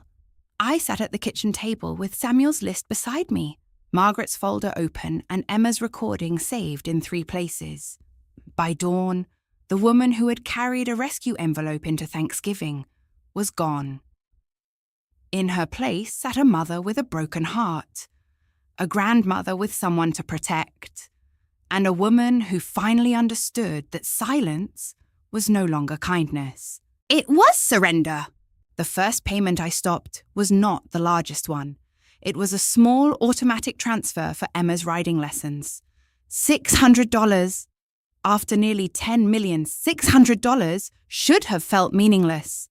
It should have been nothing more than a line item, a tiny ripple in an ocean of money already lost. But when Margaret called me that morning and asked if I was ready to cancel all discretionary payments connected to Claire and Grant, that was the first charge she mentioned. Emma's equestrian program renews today, Margaret said gently. It is under Claire's household account, paid through your family assistance authorization. I closed my eyes. Emma loved horses. That was the cruelty of disentangling yourself from people who use money as rope. Not every strand is ugly. Some are tied to innocent things. A child's lesson, a school trip, a birthday gift, a medical bill. And the people taking advantage of you know that. They hide their greed behind someone you love. Can we pay the stable directly if Emma wants to continue? I asked. Yes, Margaret said, but not through Claire. Not through that household account. Then cancel the automatic transfer. There was a pause, only a second, but I heard its meaning. Margaret knew what that cost me. I'll handle it, she said. After that, the rest came like doors closing down a long hallway. No more credit card rescue payments. No more wires to vendors without review. No more transfers to grant-linked entities. No more emergency funds sent because Claire cried. No more temporary help. No more. Margaret placed enhanced verification on my accounts. Large transactions required written approval and a direct confirmation call. My bank added security notes. Passwords were changed. Old authorizations were revoked. Samuel's office prepared updated estate documents, medical directives, and financial powers of attorney naming trusted professionals instead of family. Not because I did not love my daughter, because I finally understood love did not require giving her the keys to my life. By noon, Claire had started calling, and as the first call came while I was at Samuel's office signing papers. I watched her name flash on the screen and felt the old pull in my chest. My daughter. My only child. The little girl who used to climb into my lap during thunderstorms and press her face into my neck. Samuel looked at the phone, then at me. "You do not have to answer," he said. Such a simple sentence. For years I had lived as if I did. I let it ring. She called again 12 minutes later. Then again. Then a text appeared. "Mom, please call me. We need to clear the air. Clear the air." As if she had spilled wine, not poisoned the room. I did not answer. Another text came. "I'm sorry if what I said hurt you. I was under a lot of pressure." If. That little word was one of Claire's favorite hiding places. "I'm sorry if you felt hurt. I'm sorry if you misunderstood. I'm sorry if dinner got awkward." "Never," I lied. "Never I humiliated you. Never I used you." I saved the message as Samuel had instructed. By late afternoon, Claire shifted from soft to wounded. "Mom, you know I didn't mean it like that. Then you left without even trying to understand my side. Then Emma is upset because of you." That one almost made me pick up the phone. Samuel had warned me she might use Emma, but warnings do not make the knife painless. I pictured my granddaughter alone in that house, listening to her parents turn my silence into blame. I wanted to call her. I wanted to drive there. I wanted to take her away from all of it. Instead, I texted Emma separately. "Thinking of you, sweetheart. I love you. You do not need to respond if it is not a good time." She replied 20 minutes later. "I love you too. I'm okay." Mom is angry. I stared at those words for a long time. Mom is angry. Not sorry. Angry. That evening, Grant sent an email. Of course he did. Grant liked email because it gave him a stage and a record. He wrote like a man composing evidence. Subject concern. "Dear Hailey, Claire is extremely distressed by your behavior following Thanksgiving dinner. We all understand emotions can run high during family gatherings, but your abrupt departure and refusal to communicate are concerning. Claire tells me you have also involved Margaret in private family matters, which may not be in your best interest. Given recent confusion around finances, I believe it would be wise for all of us to sit down and discuss a more stable system for helping you manage decisions going forward. Warmly, Grant. Warmly." I read it once, then again, recent confusion around finances. Helping you manage decisions. There it was in writing. Not a threat exactly. Grant was too careful for that. It was a velvet rope being laid around me soft enough not to alarm outsiders, strong enough to guide them where he wanted. I forwarded it to Samuel. His reply came quickly. "Do not respond. Saved. This is useful. Useful." I was beginning to understand that every insult, every manipulation, every polished lie could become useful if I stopped reacting and started documenting. That was a hard lesson for a woman raised to smooth things over. The next morning, Claire appeared at my house. I saw her through the front window before she rang the bell.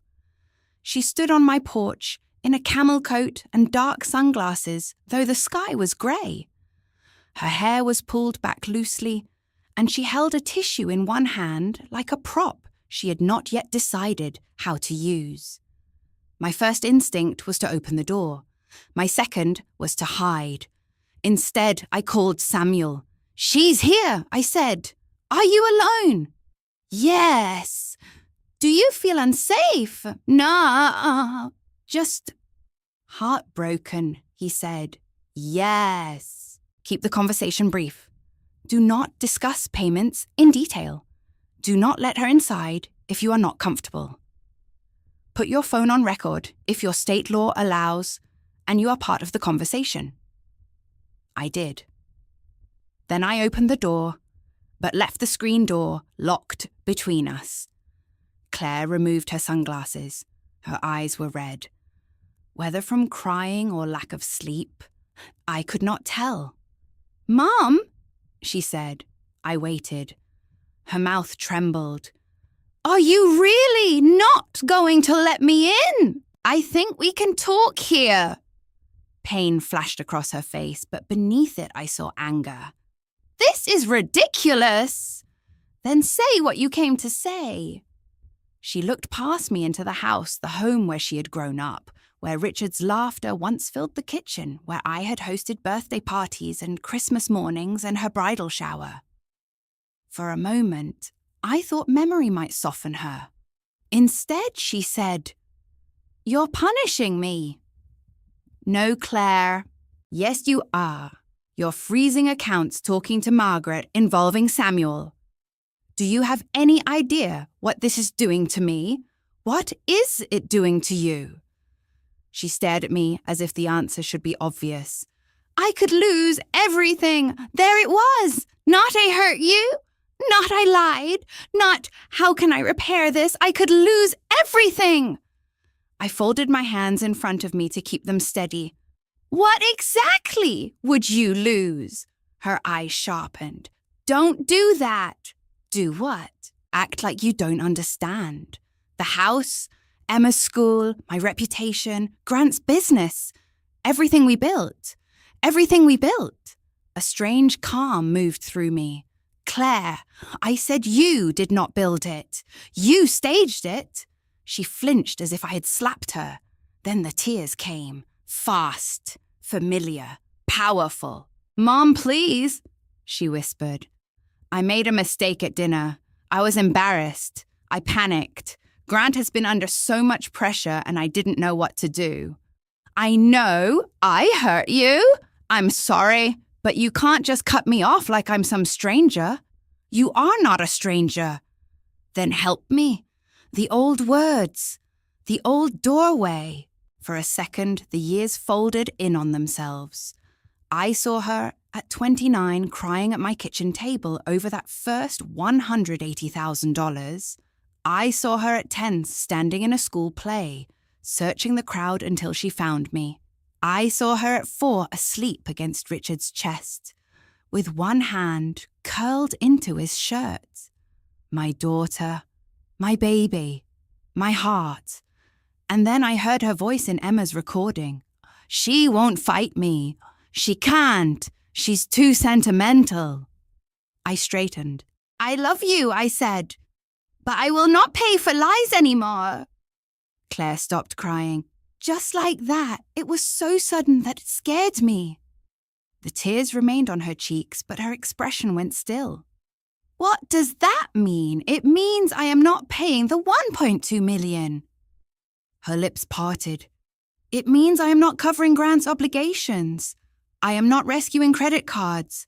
I am not sending another dollar through your household without legal review and full transparency." Her face hardened.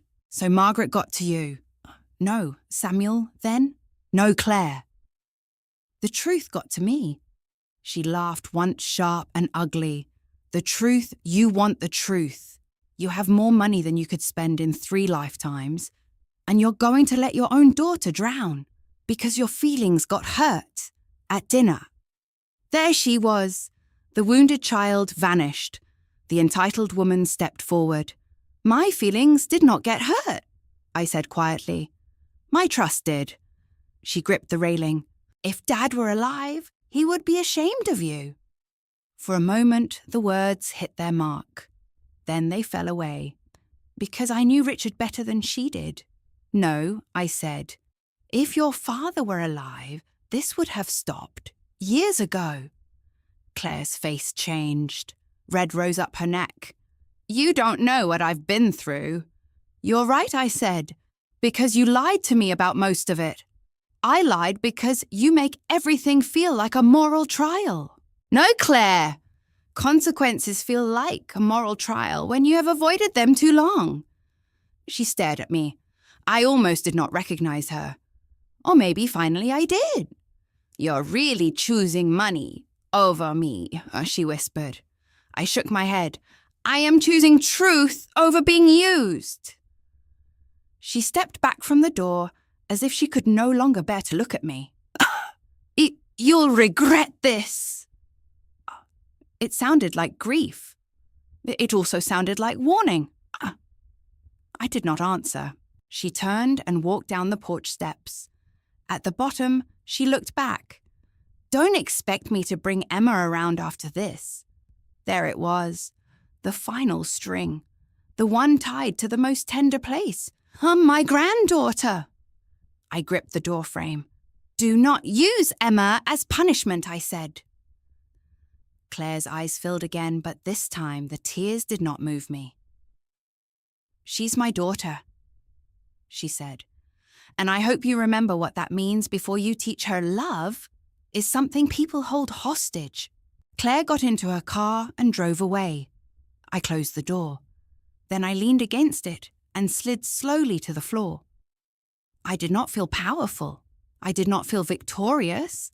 I felt like someone had reached into my chest and pulled out a piece of living tissue. Saying no to a stranger is easy. Saying no to your child feels at first like betrayal. But as I sat there on the floor of my own entryway, crying quietly beneath the coat hooks where Claire's childhood backpack used to hang, I understood something I had spent years avoiding. A boundary is not a wall built from anger. Sometimes it is the last bridge left standing between love and destruction. My phone buzzed again. An email from Grant. This time, only one sentence. Hailey, your current behavior confirms our concerns. I wiped my face. Then I forwarded it to Samuel. No reply, no explanation, no defense, just evidence. For the first time in my life, I let my silence protect me instead of them. The first phone call came from my cousin Diane. I almost did not answer. By then, 2 days had passed since Claire stood on my porch and realized tears would no longer unlock my bank accounts. In those 2 days, I had signed updated legal documents, completed a medical evaluation Samuel arranged through a respected physician, and sent Margaret every email, text, and voicemail Claire and Grant had given me. I was exhausted, in a way sleep could not fix. When Diane's name appeared on my phone, I already knew it would not be a friendly call. Family has a certain timing when gossip starts moving. The people who never call to ask whether you need soup after surgery suddenly find time to discuss your attitude. Still, I answered. Hi, Diane, she sighed before saying hello. That was how I knew Claire had done her work. Hailey, I don't want to get involved. That was another sign someone was about to get involved. But I'm worried, she continued. Claire called me this morning and she was very upset. I looked out my kitchen window at the grey sky. Was she? She says you've cut her off completely. I have stopped paying her debts. There was a pause. Diane cleared her throat. Well, she didn't put it that way. No, I said. I imagine she didn't. She said you're using money to punish her because of a misunderstanding at Thanksgiving. A misunderstanding. That word was almost elegant in its dishonesty. A misunderstanding made it sound like two people had reached for the same truth and missed each other in the middle. What happened at Thanksgiving was not misunderstanding. It was performance. It was accusation. It was the public burial of my dignity beneath a lie. What exactly did Claire tell you? I asked. Diane hesitated. She said you brought up finances at the table, and when she asked you not to, you became emotional and stormed out. I laughed once softly, because if I did not laugh, I might scream. I see. Hailey, I know, Claire can be dramatic, but she's your daughter. And Grant said there have been concerns for a while about you becoming overwhelmed by financial matters. There it was. Grant's fingerprints. Diane, I said carefully, have you ever known me to ask Claire for money? Well, no, but people don't always tell others when they're struggling. Have you ever seen Claire pay my bills, buy my groceries, support me in any way? No, but that isn't the point. It is exactly the point. Her tone sharpened. Money changes people. Hailey? Yes, I said. It does. She missed the meaning. I just think you should be careful before you damage your relationship with your only child. My only child. Those words had been used on me so many times, they felt less like a fact and more like a leash. I appreciate your concern, I said. That was all Samuel had advised me to say. Be polite, be brief. Do not argue facts with people who have not earned the truth. Do not reveal evidence before the proper time. Diane sighed again. You always were proud. I closed my eyes. Proud. Not wounded. Not betrayed. Not exhausted from nearly a decade of financial rescue. Proud. I have to go, I said. After we hung up, I sat with the phone still in my hand.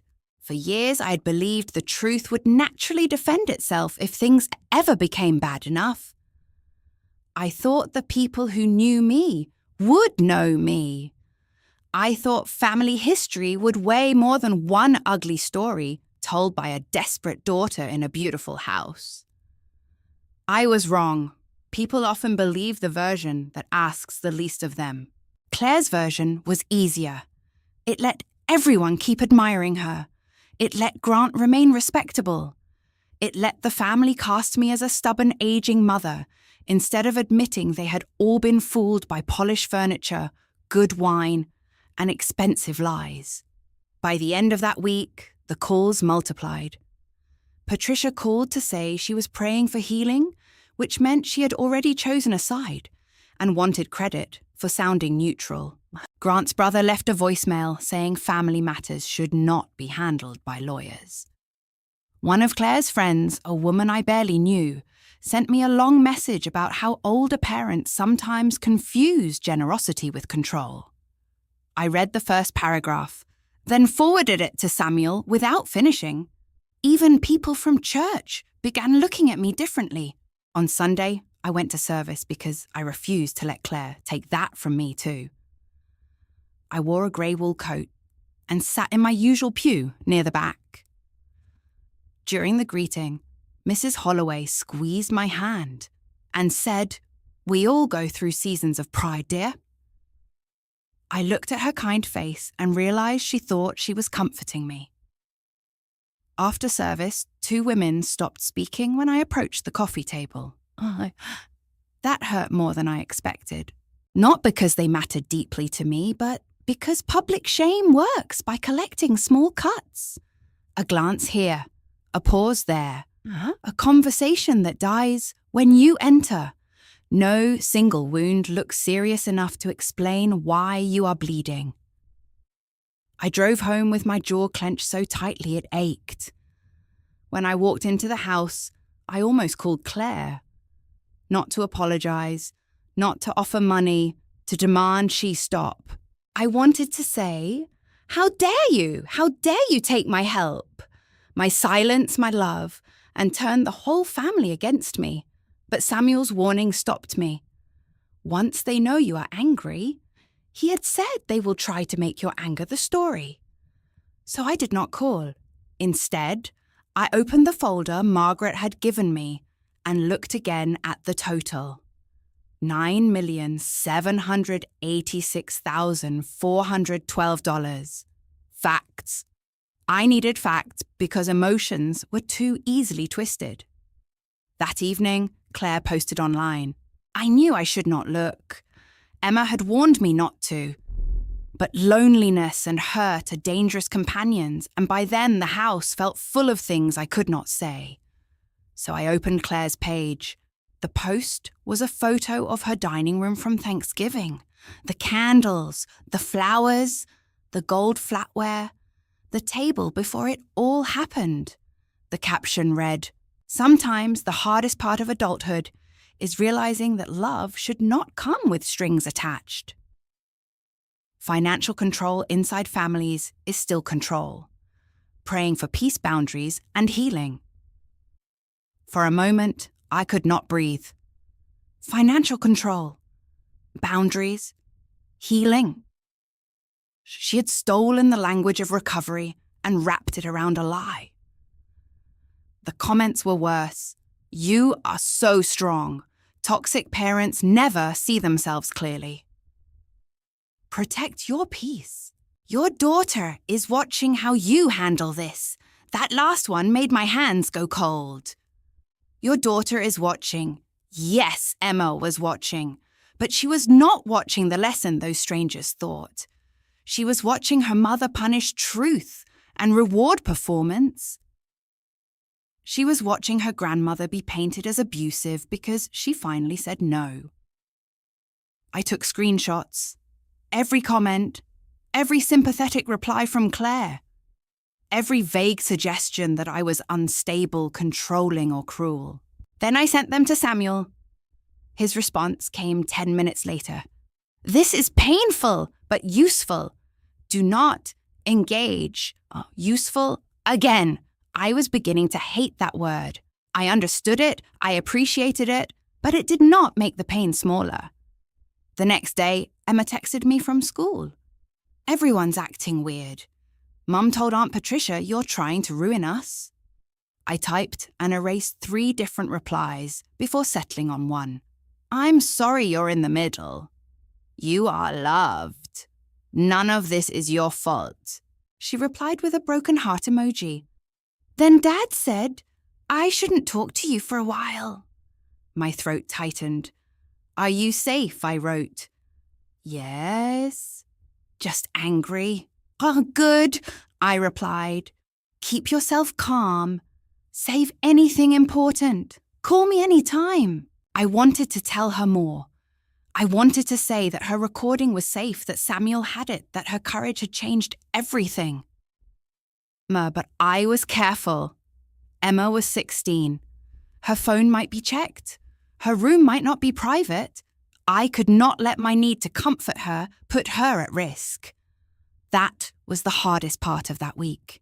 Not Claire's lies, not Diane's judgment, not the church whispers. It was knowing Emma was inside that house with 2 adults who now saw her loyalty as a problem to manage.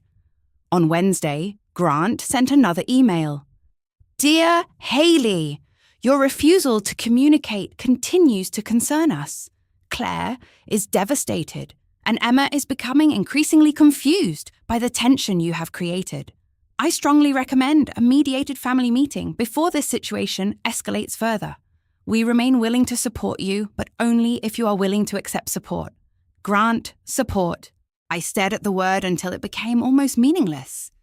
He wanted my money, my silence, my compliance, and now he wanted to call it support. I forwarded it to Samuel. This time Samuel called me. "Hailey," he said, "they are building a record." "I know. No, I need you to truly understand. These emails are not for you. They are for someone else to read later." A chill moved through me. A judge, possibly. I sat down slowly. They're really going to try. I don't know, Samuel said, but they are preparing as if they might. I looked around my kitchen, the yellow curtains I had sewn years ago, the chipped mug. Richard loved the recipe box with my mother's handwriting on the cards. My life, my ordinary, quiet, hard-earned life. And somewhere my daughter and her husband were discussing how to make it look like I could not be trusted with it. I want to tell everyone the truth, I whispered. I know. I want to post the numbers. I want to show them the transfers. I want to tell Diane and Patricia and every woman at church exactly who has been paying for Claire's perfect life. You will have your chance, Samuel said. But not in a comment section. Not in a phone argument. Not while they can accuse you of being emotional and vindictive. So I just let them smear me. For now, you let them underestimate you. That sentence settled over me. Let them underestimate you. For most of my life, being underestimated had felt like an insult. That week, it became a kind of shelter. Claire and Grant still believed I was too sentimental to fight, too embarrassed to expose family secrets, too old-fashioned to understand strategy, too lonely to endure being disliked. They were wrong about many things, but especially that, because loneliness once survived can become a strength. When you have sat beside an empty chair for 12 years and kept breathing, you learn that silence does not kill you. It teaches you what your own heartbeat sounds like. So I stayed silent. I saved everything. I went to the doctor and completed the evaluation. I met Samuel again and signed documents that locked Claire and Grant out of any emergency authority.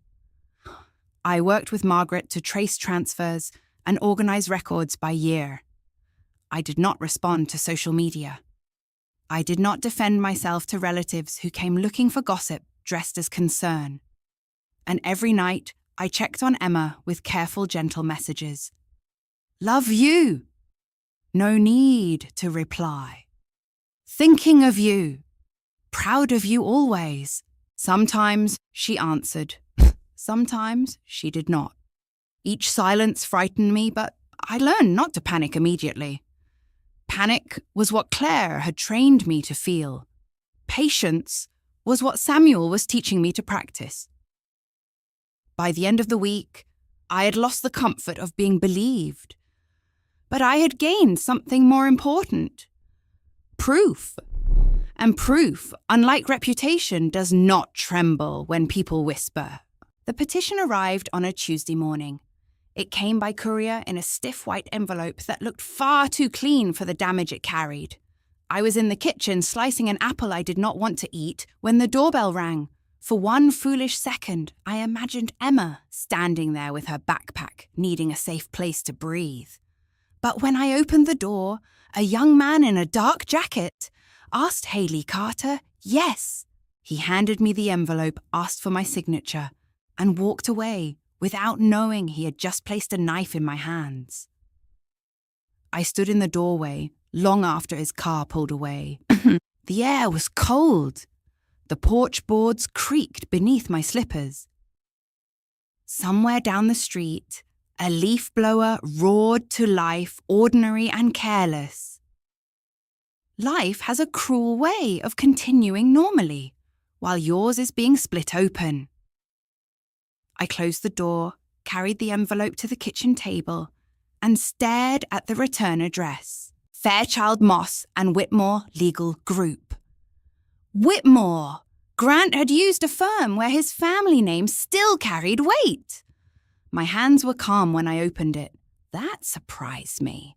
A week earlier, I might have trembled, cried, called Claire in panic. But those days of reacting before thinking were ending. Pain had not left me, but it had become quieter, more watchful. The first page was titled, Petition for Temporary Protective Oversight and Financial Conservatorship Review. I read the words once, then again. Protective. Oversight. Conservatorship. They were beautiful legal clothes for an ugly intention. By the second paragraph, my daughter had become the concerned child of an aging mother. Grant had become the responsible son-in-law trying to prevent harm. I had become a woman displaying increasing confusion, financial volatility, emotional instability, and impaired judgment. I sat down slowly. Financial volatility. After nearly $10 million spent stabilizing their lives, I forced myself to keep reading. Claire and Grant claimed I had recently become erratic regarding family finances.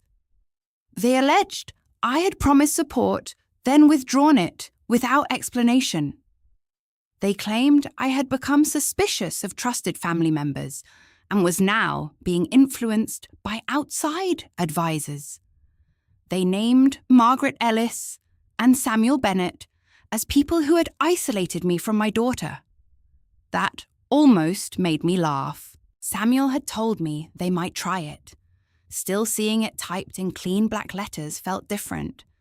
There is something uniquely violating about watching lies become formal documents. Spoken lies can float away. Written lies sit there with margins and signatures pretending to be truth. Then I reached the section about Thanksgiving. My throat tightened. They described the dinner as a troubling family incident, during which I allegedly brought up money in an inappropriate manner, became emotional when Claire attempted to redirect the conversation, and left abruptly, causing distress to guests and confusion to my granddaughter. They included witness statements. Not from everyone at the table, only the useful ones. Patricia wrote that I seemed overly sensitive and easily agitated. Diane wrote that Claire had been gentle but firm with me. Our Grant's brother wrote that he had noticed me struggling to follow conversations at previous gatherings. A friend of Claire's, a woman who had met me maybe 5 times, wrote that I appeared resentful of Claire's success. Claire's success. I pushed the papers away and covered my mouth with one hand. For a moment, grief rose so fast, I thought it might choke me. These were people who had eaten at tables I helped set, sent children gifts I quietly paid for complimented renovations, funded by transfers from my accounts. And now they had written statements about my instability based on a play Claire and Grant had staged in front of them. I stood up and walked to the sink. I placed both hands on the counter and lowered my head. "Richard," I whispered, "I need you." The house answered with silence. Then my phone rang. "Samuel," I answered without greeting. "It came. I know," he said. "I received a copy." My voice sounded strange to me. Flat. They filed for conservatorship review. Temporary protective oversight, Samuel said. Carefully worded. They are not asking for full control yet. They are asking the court to investigate your capacity and consider emergency restrictions. Restrictions on what? Large financial decisions. Estate changes. Possibly access to certain accounts if they can convince the judge there is urgent risk. I closed my eyes. They want to stop me from stopping them. Yes, there it was, plain and brutal. Grant and Claire did not want to protect me from bad decisions. They wanted to protect themselves from consequences. Samuel's voice stayed steady. "Hailey, listen to me. This is serious, but it is not unexpected. We are prepared." I looked back at the stack of papers on the table. "They used Thanksgiving." "Yes. They used my leaving quietly as evidence. They used what they had. That does not mean it is strong. They said Margaret and you are manipulating me. That was predictable. Predictable doesn't make it hurt less." "No," he said softly.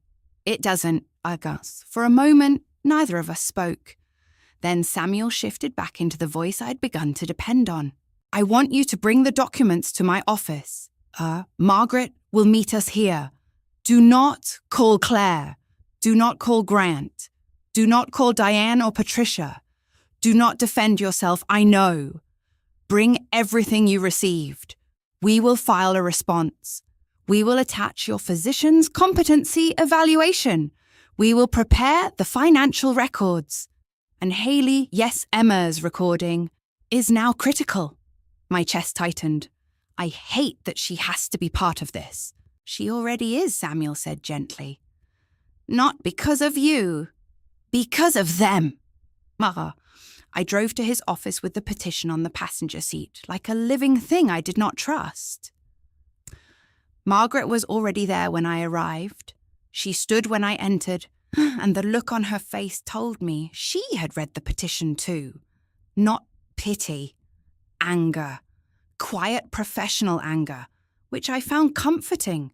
They had the nerve, she said. Samuel gave her a look. Margaret lifted a hand. Forgive me. I know. We stay focused. But I was grateful someone had said it. They had the nerve. We sat around Samuel's conference table. This time the papers were not just Claire's debts. They were my defense.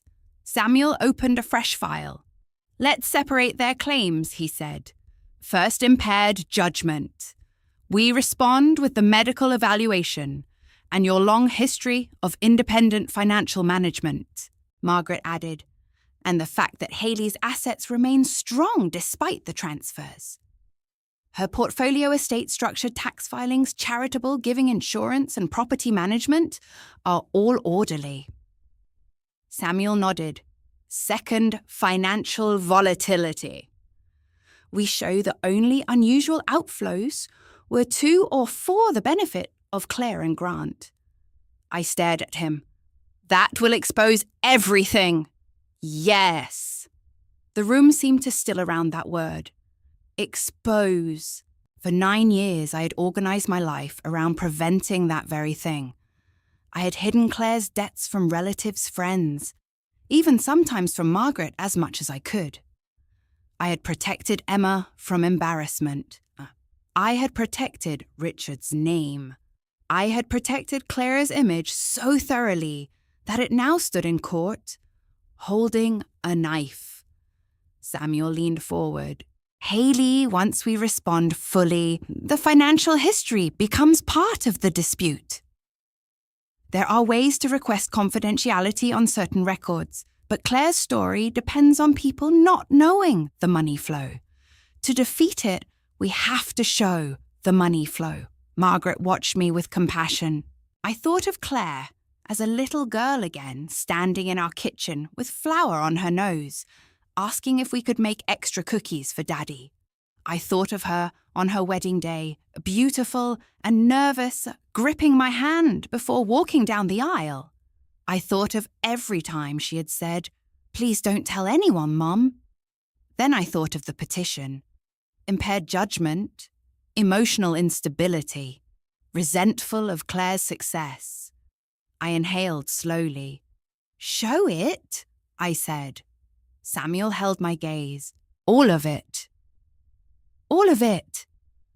Something in me broke when I said those words. Something else stood up. Margaret began laying out summaries. The first $180,000 credit card payoff, the tuition payments, the renovation transfers, the legal settlements, the loans, the business-related payments, the $1.2 million current demand. Each category became evidence not of my instability, but of the exact opposite, a long documented pattern of rescuing the people now accusing me. Samuel marked exhibits. Exhibit a physician evaluation confirming capacity. Exhibit B, updated estate documents showing independent counsel. Exhibit C, financial transfer history. Exhibit D, Claire's emails requesting emergency funds. Exhibit E, Grant's emails framing my behavior as concerning. Exhibit F, Emma's recording. When he said Emma's name, I flinched. Samuel noticed. "We will handle that carefully," he said. "The recording may be enough without forcing her to testify immediately, But if they challenge it, we may need to discuss next steps. She's 16, I whispered. I know. She should be thinking about school, friends' dances, college applications, not legal evidence. Samuel's face softened. Children in dishonest homes often become witnesses before they become adults. That sentence stayed with me, because it was true. Emma had not chosen this war. But she had seen what the adults around her tried to hide. And now her courage might be the thing that stopped them. We worked for hours. At some point, Samuel's assistant brought tea and sandwiches. None of us ate much. Margaret went line by line through transfers, explaining where money had gone and how certain accounts connected to Grant. Samuel asked questions, built arguments, dictated notes, and occasionally paused to make sure I understood. He never treated me like a fragile old woman. That mattered more than he knew. By late afternoon, my head ached. I stood by the window while Margaret and Samuel discussed filing deadlines. Outside, people crossed the street with shopping bags, laughing in the cold. Again, the ordinary world continued. My phone buzzed. Claire! I looked at Samuel. He nodded toward it. Let it go. I did. A voicemail appeared, then a text. Mom, I didn't want it to go this far, but you left us no choice. No choice. I read it aloud. Margaret made a sound under her breath. Samuel simply held out his hand. May I gave him the phone. He photographed the message and added it to the file. Then another text came. Please don't make this uglier than it has to be. I looked at those words for a long moment. There was a time when they would have controlled me. Claire knew I hated ugliness. I hated family conflict. I hated public shame. I hated the thought of strangers knowing our private wounds. But she had counted on that hatred. She had built a trap from my desire for peace. I took the phone back and typed nothing. Samuel watched me. You're doing well, he said. No, I replied. I'm doing what I should have done years ago. He did not correct me. That evening, when I returned home, the petition lay copied in Samuel's office, the response underway. The original remained in my bag. I placed it on the kitchen table beside the envelope marked Number 2 documents. One from my daughter, asking me to save her. One from my daughter, asking a court to doubt me. Both told the same story, though Claire did not realize it. She did not want a mother. She wanted access. I stood in the quiet kitchen surrounded by the life Richard and I had built.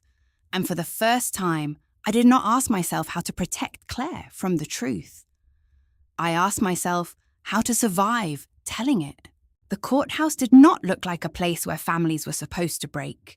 It was an ordinary county building with beige walls, metal detectors, polished floors, and fluorescent lights that made everyone look tired. People walked through the hallway carrying folders, coffee cups, purses, and expressions that told me their lives had also gone somewhere they never expected. I sat on a wooden bench outside the hearing room with Samuel on one side and Margaret on the other. My hands were folded in my lap. I had chosen a navy dress, low heels, and Richard's wedding ring on a chain beneath my collar. Not because I wanted sympathy, but because I needed courage. And some courage comes from carrying the dead with you. Samuel leaned toward me. Remember, he said softly, you do not need to prove you are a perfect mother. You only need to show the court you are a competent adult and that their claims are not honest. I nodded. A perfect mother. I had chased that ghost for too many years. Down the hallway, Claire appeared. For one painful second, my heart did what a mother's heart does. It forgot the petition. It forgot Thanksgiving. It forgot the nearly $10 million. It saw only my daughter walking toward me. She wore a modest charcoal dress, small pearl earrings, and very little makeup. Her hair was pulled back. She looked pale, fragile, wounded. If I had not known better, I might have believed she had spent the last 2 weeks praying instead of plotting.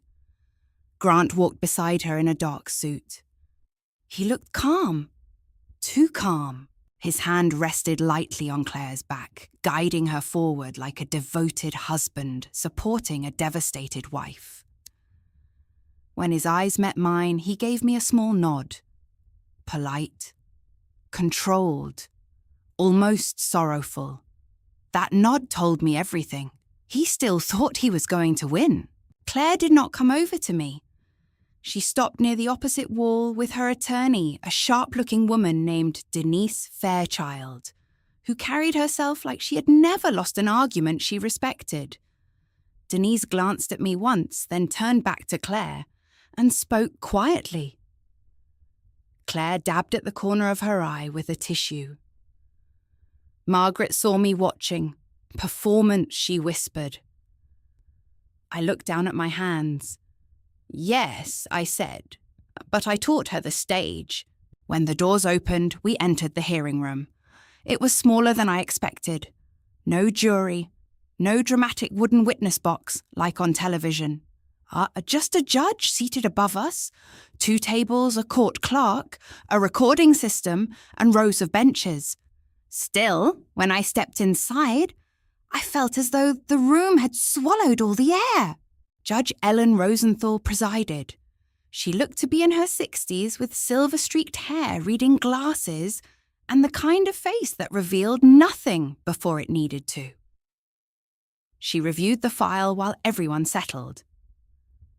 Claire sat across from me. She never looked directly at my face. Grant did. That was worse. Denise Fairchild stood first. Your Honour, he began, this is a difficult and painful family matter. My client, Mrs. Claire Whitmore, is the only daughter of Mrs. Hailey Carter.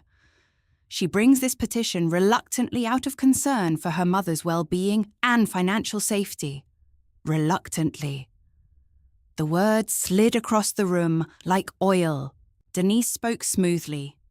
She described me as a beloved widow who had in recent months become increasingly erratic. She said I had displayed confusion around financial support, emotional volatility at family gatherings, and sudden hostility toward my daughter. She suggested that Margaret and Samuel, though long associated with me, had recently influenced me to make drastic decisions without family involvement. Then she mentioned Thanksgiving. At a holiday dinner, witnessed by several family members, and Denise said Mrs. Carter became upset during a discussion about finances left abruptly, and has since refused meaningful communication with her daughter. My face burned, but I stayed still. Samuel had warned me, do not react to the performance. Denise continued producing statements from relatives. Patricia, Diane, Grant's brother, Claire's friend. Each statement was brief, careful and poisonous in that polite way people use when they want to sound concerned rather than cruel. Hailey seemed agitated. Hailey appeared resentful. Hailey misunderstood Claire's comments. Hailey has become isolated. Hailey may be influenced by advisors. Then Denise turned toward the judge with practiced sadness. Mrs. Whitmore is not seeking to take anything from her mother.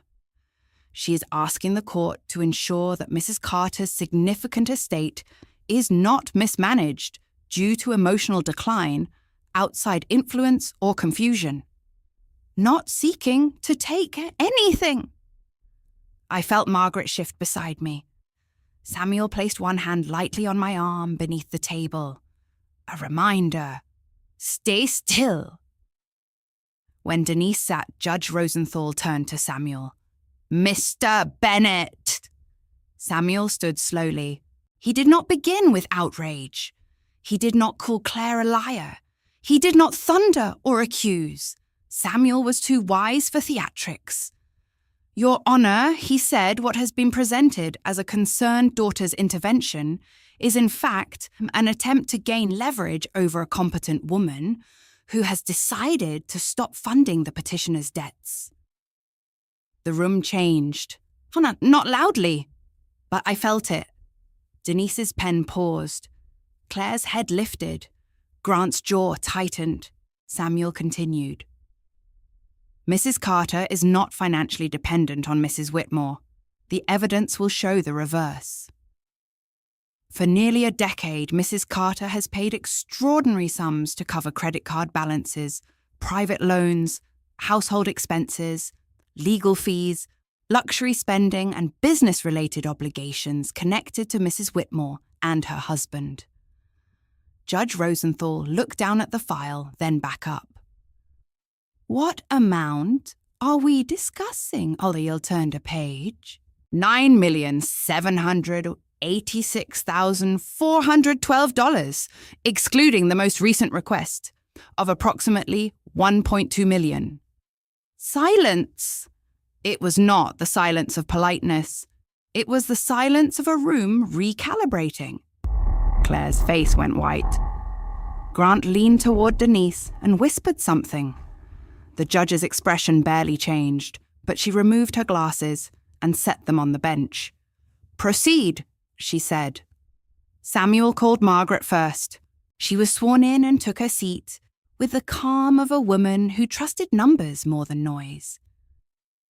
Denise tried to make her seem controlling, suggesting she had encouraged me to cut off my daughter out of professional caution or personal bias.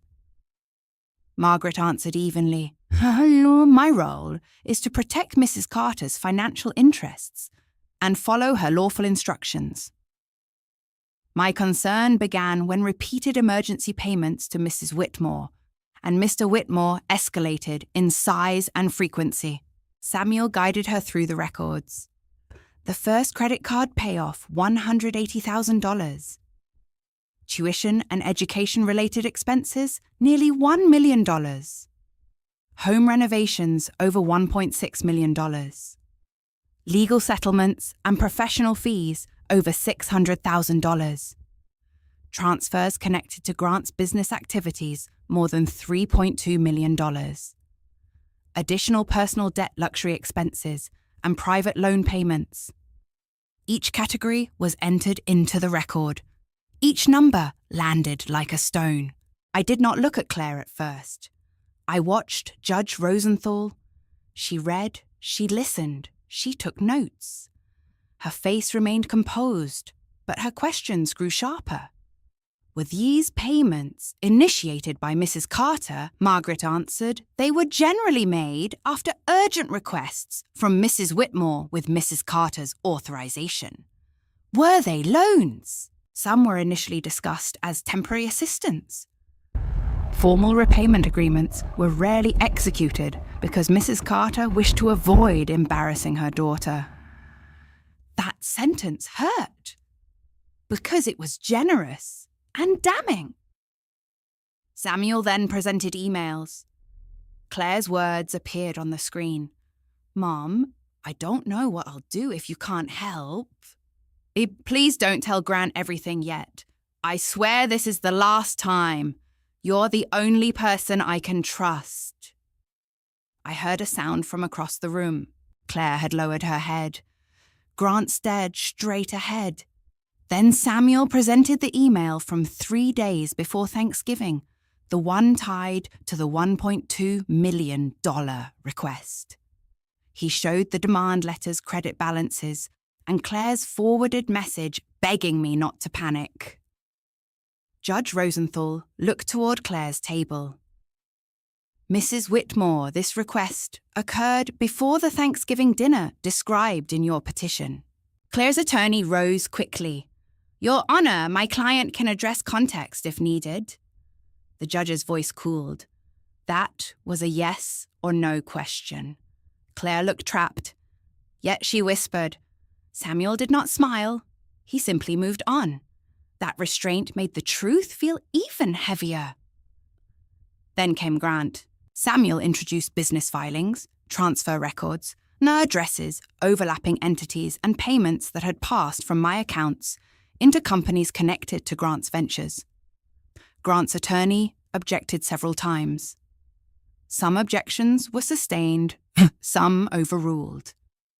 I did not understand every legal turn, but I understood the mood in the room. Grant was no longer calm. He was still composed on the surface, but the skin around his mouth had tightened. He whispered to Denise more often. Once, when Margaret explained a transfer to a consulting entity linked to his former partner, Grant's eyes flashed with anger before he lowered them. Then Samuel turned to the issue of my capacity. He submitted my physician's evaluation, recent tax filings, property records, investment review summaries, and documentation of my updated legal decisions made with independent counsel. Your Honor, Samuel said there is no medical evidence that Mrs. Carter lacks capacity. There is no financial evidence that she is mismanaging her estate. What exists is evidence that she has chosen to stop making payments to the very people now claiming she is unstable. I felt the words move through me like oxygen. Chosen, not confused, not manipulated, chosen. Then Samuel paused. He glanced at me. I knew what came next. Your Honor, he said, we also have an audio recording provided by Mrs. Carter's granddaughter, Emma Whitmore. Claire's head snapped up. No, she said before her attorney could stop her. The judge looked at her. Denise touched Claire's arm. Claire, Samuel continued. The recording was made inside the Whitmore residence after Thanksgiving. We understand the court may wish to consider admissibility and wait. However, given the petitioner's claims of concern, the content is directly relevant to their intent. Judge Rosenthal listened to arguments from both sides. My heart beat so hard, I could feel it in my throat. I hated that Emma's name was in that room. I hated that her courage had to become evidence against her parents. But there was no way back now. The judge allowed the recording to be played for limited consideration. The room became perfectly still. Grant's voice filled the speaker. You made her look like the victim, Claire. That wasn't the point. Claire's voice followed, defensive, strained. Then Grant again. If your mother cuts us off, we'll prove she's unstable. Margaret can't protect her from everything. A faint gasp came from the back row. I did not turn to see who made it. Then Claire's voice clearer than I remembered. She won't fight me. She can't. She's too sentimental. She still thinks I'm the little girl Dad adored. The recording ended with Grant saying, then use that before Bennett gets involved. No one moved. Not Claire. Not Grant. Not me.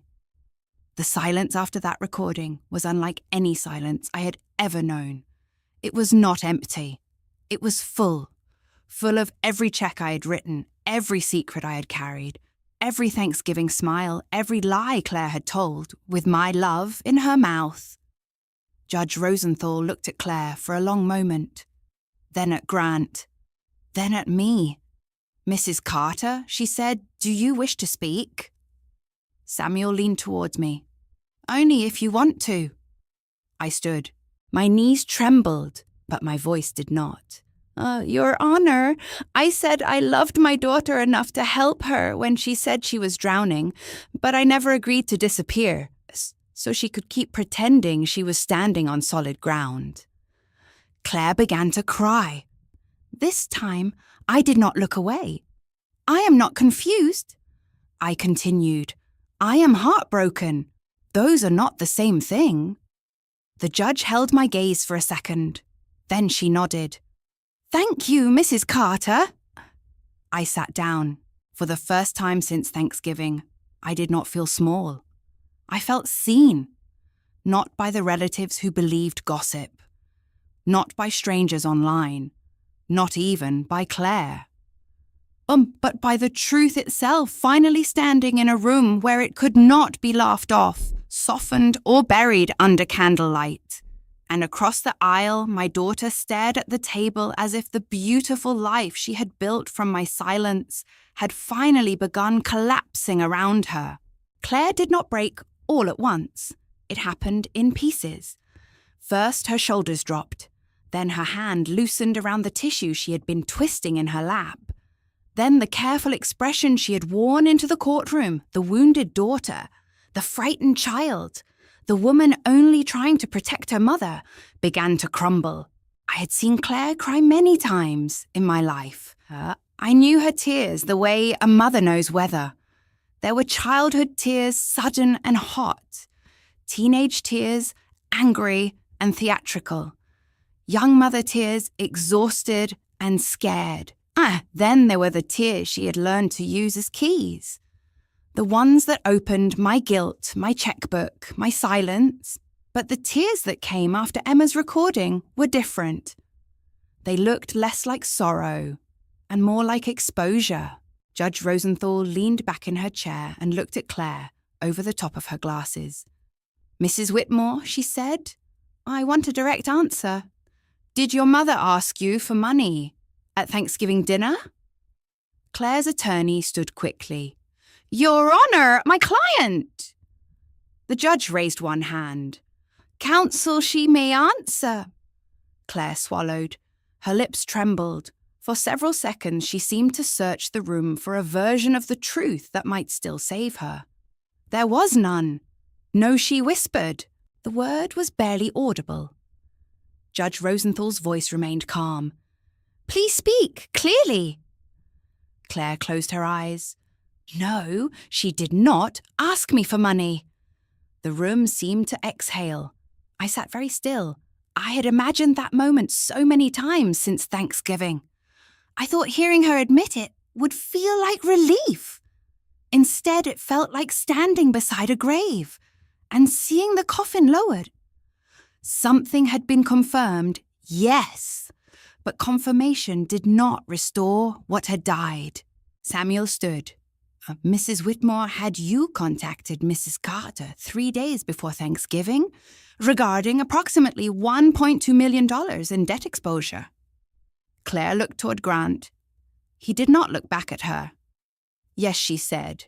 "Did you ask your mother not to tell others?" "Yes." "Did you tell her she was the only person you could trust?" A tear slipped down Claire's cheek. "Yes." Samuel paused, letting the words settle. "Then why did you tell your family at Thanksgiving that your mother should stop asking for money?" Claire's mouth opened, but no sound came out. Denise Fairchild touched her arm, whispering something, but Claire shook her head. For the first time that day, she seemed beyond coaching. "I was scared," she said. Samuel did not soften. Scared of what of everyone finding out? Finding out what Claire's voice cracked. That I was broke. The word broke landed strangely in that courtroom. Claire, with her Greenwich House pearl earrings, charity lunches, designer coats, and perfect online life, had finally named the thing she had spent years burying. I was drowning. She continued, tears now falling freely. And I couldn't let people know. I couldn't let them see what I had done. "What had you done?" Samuel asked. Claire wiped her face, but the tears kept coming. "I spent too much. I borrowed too much. I kept thinking I could fix it. Grant kept saying things would turn around. There was always another deal, another delay, another investment, another payment we had to make before everything stabilized." Grant's head snapped toward her. "Claire!" he said sharply. Judge Rosenthal looked at him. "Mr. Whitmore, you will not interrupt." Grant sat back, but his face had changed. The calm mask was cracking too, only beneath his was not fear. It was anger. Claire went on as if now that the wall had split, everything behind it was spilling out. "I didn't want to hurt my mother," she said. "I didn't, but every time I called, she helped. And then I hated needing her. I hated that she knew. I hated feeling like a failure in front of her. I looked at my daughter then. For 1 second, I saw something almost honest. Not enough to excuse her, but enough to hurt. Samuel's voice remained steady. Did your mother ever threaten to expose you? No. Did she demand control over your life in exchange for money? No. Did she use money to punish you before Thanksgiving? No. Then what changed? Claire looked down at the table. She said she needed to see everything. She involved Margaret. I knew if Margaret saw it all, there would be questions. And Grant. At that, Claire went still. Grant's attorney rose, but Samuel clarified before objection could fully form. What role did Mr. Whitmore play in your decision to file this petition? Clara's breath came shallowly. Grant stared at her. For years I had watched Claire choose Grant's approval over truth. I had watched her smooth his ego, defend his vague businesses, explain away his coldness, and accept his version of events because admitting otherwise meant admitting she had built her life beside a man who loved image more than people. Now, everyone was watching. He said we had to act for... Claire whispered. Grant's attorney objected. Denise objected too. The judge allowed limited questioning, but warned Samuel to stay focused. Samuel nodded. Mrs. Whitmore act first, before what Claire pressed the tissue against her mouth. Before Mom cut us off completely. Before Samuel could change everything. Before Margaret could block access. Grant leaned toward his attorney, whispering fast. Samuel turned to the judge. Your Honor, this supports our argument that the petition was retaliatory and financially motivated. Judge Rosenthal nodded slightly. Continue briefly. Samuel faced Claire again. Did Mr. Whitmore suggest your mother could be portrayed as unstable? Claire closed her eyes. Yes. The single word seemed to strike Grant across the face. That's not true, he said. The judge's eyes hardened. Mr. Whitmore. Grant's attorney placed a hand on his sleeve, but Grant pulled away. This is absurd, he said. Claire is unstable, not Hailey. Claire created the debt. Claire signed the guarantees. Claire begged her mother for money. I tried to manage the situation. Claire turned on him then. You tried to manage it, she said, voice rising. You told me your deals would fix everything. You told me to sign because appearances mattered. You told me my mother would never let Emma suffer. Grant's jaw clenched. You were happy to spend every dollar, and you were happy to take it. Yeah, the courtroom went silent again. There is something terrible about watching two guilty people stop protecting each other. It is not justice yet. It is survival.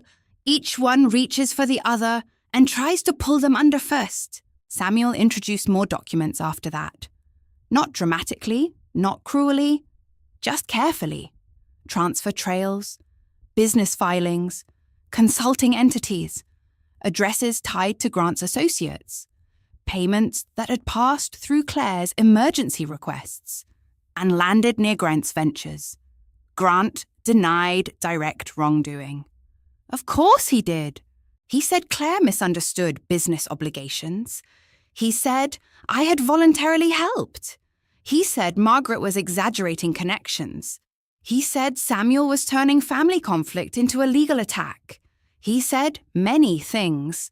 But the more he spoke, the more polished he sounded. And after Emma's recording polish no longer looked like innocence. It looked like practice. Judge Rosenthal finally called a recess. When she returned, her ruling was measured but firm. She denied Claire and Grant's petition for temporary protective oversight. She found no evidence that I lacked capacity. She found substantial evidence that the petition had been filed in the context of financial conflict, after I stopped paying their obligations. She ordered that no party was to interfere with my accounts estate, documents, advisors, or communications. She also noted that certain financial transfers raised questions outside the scope of that hearing and could be referred for further review, if appropriate. Grant's face went pale at that last part. Claire began crying again. This time I could not tell whether she was grieving what she had done or what she had lost. Maybe both. When the hearing ended, I stood slowly. My knees felt weak, but Samuel offered his arm, and I took it. Margaret squeezed my hand. "You did it," she whispered. I shook my head. No, the truth did. Outside the courtroom, the hallway felt too bright. I wanted to leave quickly. I wanted air. I wanted to sit somewhere quiet and let my body understand that for now, I was safe. But Claire followed me. "Mom." I stopped. Samuel stayed beside me. Margaret stood just behind.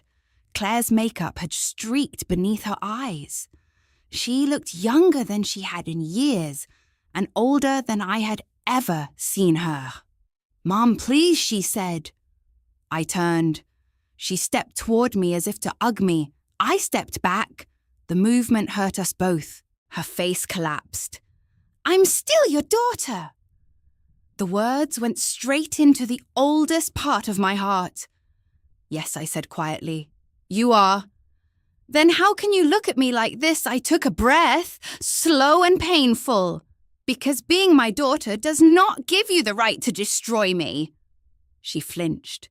"I didn't mean for it to go this far, but it did. Grant pushed me. You let him. I was afraid. So was I." That stopped her. For the first time, Claire seemed to understand that fear did not belong only to her, and she had been afraid of losing her house, her image, her place among people who admired a lie. I had been afraid of losing my child, my dignity, my independence, my own name. She wiped her face. "Can you ever forgive me?" I looked at her for a long moment. The hallway noise faded, the footsteps, the elevator bell, the murmur of attorneys and strangers carrying their own troubles. "I don't know," I said. She looked devastated. But I would not give her a false answer just to make her feel better. "I hope I can," I continued, "someday. But forgiveness is not the same as access. It is not the same as trust. It is not the same as money." Claire lowered her eyes. "What am I supposed to do now?" It was a question she should have asked years earlier, before the debts, before the lies, before Thanksgiving, before court. "You live with the truth," I said, "and you start there." Grant walked past us, then his attorney at his side. He did not look at me. He did not look at Claire. The man who had once made entire rooms bend around his calm now looked like someone searching for an exit before the lights came fully on. Claire watched him go. For perhaps the first time she looked at her husband not as protection, not as status, not as the man whose approval defined her life, but as part of the wreckage. Then she turned back to me. "I lost everything," she whispered. I shook my head. "No, Claire, you lost the things lies were holding up. That is not the same as everything. I left her standing there, not because I did not love her, because I did, and because for the first time I understood that if my love kept catching her before she hit the ground, she would never learn which parts of her life were real enough to stand on." No. As Samuel walked me toward the elevator, I felt tears on my face. He pretended not to notice. That kindness nearly broke me. Behind me, Claire sobbed once, a small wounded sound that followed me all the way down the hall. Every motherly instinct in me wanted to turn back, but I kept walking, not away from my daughter. Away from the version of motherhood that required me to disappear so she could remain comfortable. And with each step, painful as it was, I felt the chain between guilt and obedience loosen. Not break completely, but loosen. For that day, it was enough. The months after the hearing did not feel like victory. People imagine justice as a door opening into sunlight. They imagine relief arriving all at once, clean and complete, as if a judge's decision can undo years of pain. But real life is slower than that. Sometimes justice feels less like celebration and more like sitting in the quiet wreckage, finally safe enough to see how much has been broken. The court had denied Claire and Grant's petition. My mind was mine. My home was mine. My money was mine. My life was mine. But my daughter was still my daughter. And that meant the wound did not close, simply because I'd won. For several weeks, Claire did not call me. That silence hurt, in a way I was ashamed to admit. After everything she had done, after every lie and accusation, a part of me still listened for her ringtone. Motherhood does not always obey dignity. You can set the boundary lock, the account sign, the legal papers, walk out of the courthouse with your name cleared, and still wake up at 3 a.m, wondering if your child has eaten. Samuel warned me about that too. Guilt will visit, he said during one of our follow-up meetings. Do not hand it a key. I tried to remember that. Margaret continued working through the financial aftermath. She helped me separate legitimate expenses from manipulation, secure my accounts further, and build new rules around any future family support. She never once said, "I told you so." That might be one of the greatest forms of kindness, when someone has the right to judge you and chooses instead to help you stand. Grant's life began unraveling faster than Claire's. At first, he tried to project calm. Men like Grant often believe image can outrun evidence if they walk quickly enough. But the business connections Samuel had exposed did not disappear after the hearing. Questions followed. Former partners became less loyal. A lender filed a complaint. An investor demanded records. One of Grant's consulting entities, the one he had always described as temporary and strategic, became the subject of a financial review. I did not follow every detail. I did not want revenge badly enough to study his downfall like a hobby. But news reached me through Samuel, through Margaret, and sometimes through people who had once believed Claire's story and now wanted to be near the truth before it fully passed them by. That is another thing people do. They abandon you when rumors make you inconvenient, then return when evidence makes you interesting. Diane called me 3 weeks after the hearing. I let it go to voicemail. She left a long message full of pauses. Hailey, I just wanted to say, well, I suppose none of us knew the whole story. Claire was very upset and Grant seemed so concerned. And I think maybe we all reacted too quickly. I hope you know I never meant to hurt you. Never meant to hurt me. It was not quite an apology. It was a soft landing for her own conscience. I did not call back that day. Patricia sent a card with a Bible verse about truth setting people free. She wrote, "Family misunderstandings can be so painful." I placed the card in a drawer and did not respond. Misunderstanding. There that word was again trying to dress betrayal in something more comfortable. Claire's beautiful house in Greenwich went on the market in early spring. I found out from Emma. She called me one evening while I was planting herbs in small pots by the kitchen window. Her voice sounded tired, older than 16 should sound. "Grandma," she said, "we're moving." I sat down slowly at the table. "Where I don't know yet. Mom says maybe a rental in Stamford. Dad's staying somewhere else right now." My hand tightened around the phone. "Are you all right?" "I think so." That answer hurt, because children should not have to think about whether they are all right. Do you feel safe? Yes. They're not fighting as much because Dad isn't here every night. I closed my eyes. Do you want to come stay with me for a while? There was a silence. Then Emma whispered, "Can I?" Those two words nearly broke me. Of course you can. I don't want Mom to think I'm choosing sides. You are choosing peace, I said. That is not the same thing. 2 days later, Claire drove Emma to my house. It was the first time I had seen my daughter since the courthouse. She looked different. Not physically, not exactly. She still had the same careful hair, the same elegant coat, the same face I had loved since the moment a nurse placed her in my arms. But something polished had dulled around her. She looked as if the mirror she had spent her life posing in had finally cracked, and she did not know how to stand without it. Emma climbed out of the car with 2 suitcases and a backpack. I opened my front door before they reached the porch. Claire stopped at the bottom step. For a moment, neither of us spoke. Then she said, "It's just for a few weeks." I nodded. "As long as Emma needs." Claire's mouth tightened, but she did not argue. Maybe she was too tired. Maybe her lawyer had advised her to avoid conflict. Maybe some small part of her understood that for once this was not about her reputation. Emma hugged me hard. I held her with both arms and felt how thin she had become.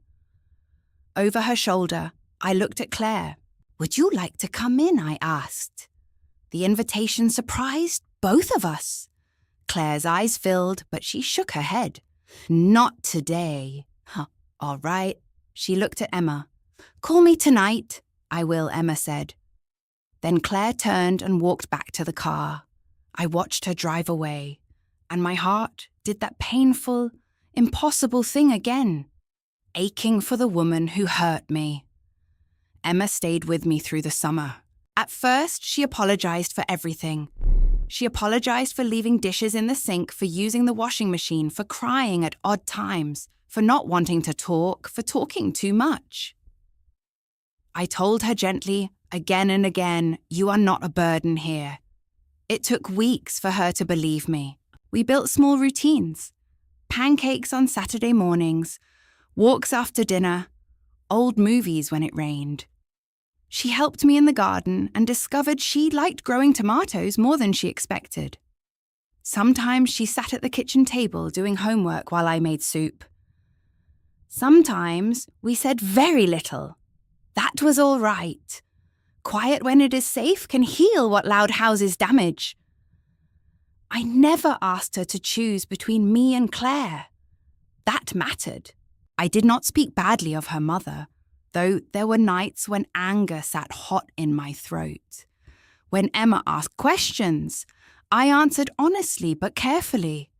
"Did Mum love you?" she asked once while we were shelling peas on the back porch. I looked out at the yard. "Yes," I said. But sometimes people love through fear, need pride and shame until love becomes almost impossible to recognize. Emma thought about that. "Do you still love her?" "Yes." "Are you going to forgive her?" "I am going to try not to let bitterness turn me into someone I don't recognize," I said. "Forgiveness may be part of that. Trust is another matter." She nodded slowly, as if storing the difference somewhere important. By autumn, Claire had moved into a modest townhouse. Grant was no longer living with her. Their legal and financial matters continued, though Samuel told me only what I needed to know. Claire began therapy. She also started financial counseling, which Margaret insisted be independent if Claire ever wanted any structured assistance in the future. The first time Claire told me that herself, it was through a text. "I started counseling today. I'm not asking for anything. I just thought you should know." I stared at the message for a long time. Then I replied, "I'm glad you're getting help." It was not warm. It was not cold. It was honest. Thanksgiving came again almost exactly 1 year after the dinner that had torn everything open. For weeks, I had dreaded it. I feared the date itself, feared the smell of turkey and cinnamon, feared setting a table and remembering Claire's voice cutting across crystal glasses. Mum, stop asking for money. It's embarrassing. But Emma asked if we could have Thanksgiving at my house. Not big, she said quickly, but just real. That became our plan. No caterers, no gold flatware, no guest list curated for appearances.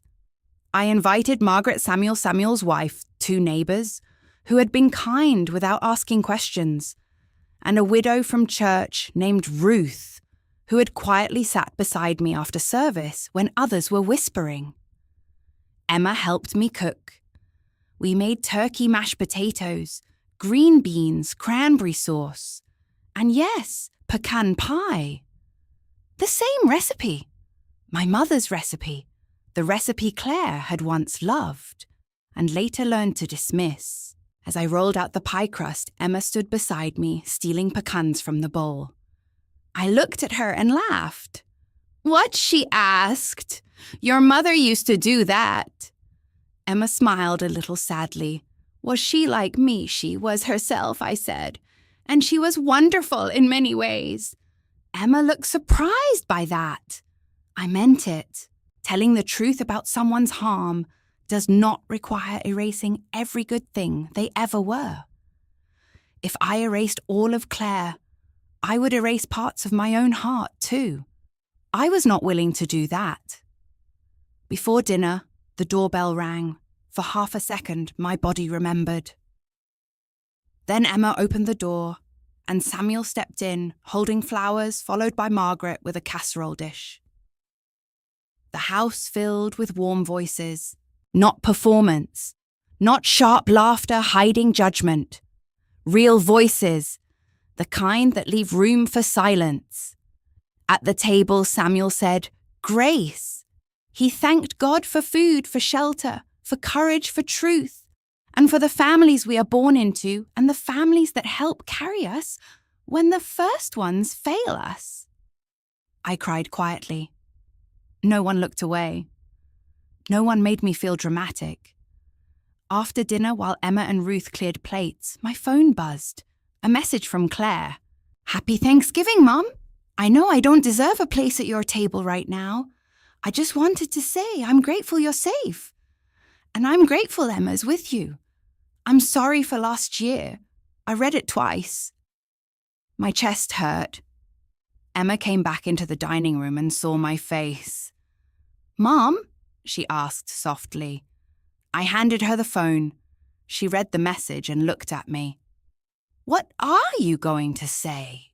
I looked around the table, at Margaret laughing with Samuel's wife, at Ruth wrapping leftover rolls in foil, and at the candles burning low, at my granddaughter standing in the warm light waiting to see what healing looked like. "I don't know yet," I said. And that was the truth. I did not rush to answer. I did not punish Claire with silence either. I simply allowed myself time. That too was new. Later that night, after everyone left, and Emma had gone upstairs, I stood alone in the kitchen, washing the last pie plate. The house was quiet again, but this time it was peaceful. The porch light glowed. The garden slept under fallen leaves. Richard's photograph watched from the hallway table steady as ever. I dried my hands, picked up my phone, and wrote back to Claire. "I received your message. Thank you for saying it. I hope your Thanksgiving was quiet and honest." I paused, then added, "We will talk when we are both ready." I sent it before I could overthink. Then I sat at the kitchen table with a cup of hot tea and listened to Emma moving around upstairs. The happiest Thanksgiving of my life was not the one with the finest table. It was not the one in the biggest house. It was not the one where everyone admired the decorations and pretended the family was whole. It was the one where nobody lied. And after everything I had lost, that felt like abundance. I did not disown my daughter. People expected me to. Some even encouraged it. After the hearing, after the recording, after the petition, after the nearly $10 million, there were people who looked at me with lowered voices and righteous faces and said, "Hailey, you should cut Claire out completely." They said it as if love were a piece of rotten fruit I could simply throw away. But motherhood is not that clean. I could change documents. I could lock accounts. I could refuse payments. I could stop answering manipulative calls. I could walk away from cruelty. I could tell the truth in court. But I could not pretend Claire had never been born from my body held in my arms, kissed goodnight, prayed over during fevers, or loved by a father who once carried her on his shoulders through apple orchards in October. Claire was still my daughter, but she was no longer my responsibility to rescue. That was the line I had to learn how to hold. A month after the quiet Thanksgiving at my house, I met Samuel and Margaret to finalize the new structure of my estate. It was not the first revision. We had updated emergency documents before the hearing, but this meeting was different. This was not about immediate protection. This was about legacy. Richard had always cared about legacy, not in the vain way some men do. He did not want buildings named after him or plaques on walls. He wanted what he built to keep sheltering people after he was gone. He used to say, "A good roof matters most when the storm comes later." I thought of that as I sat in Samuel's conference room reading the new trust documents page by page. Claire would no longer have direct access to my fortune. That sentence was simple on paper. In my heart, it was not. Samuel had structured everything carefully. Emma's education would be protected through a separate trust administered by an independent trustee. Her tuition, housing during college, medical needs, and reasonable living expenses could be paid directly to institutions or providers. No money would pass through Claire. No money would pass through Grant. No household account could swallow Emma's future and call it necessity. When I saw Emma's name in the document, my eyes filled. "She'll be safe?" I asked. Margaret nodded.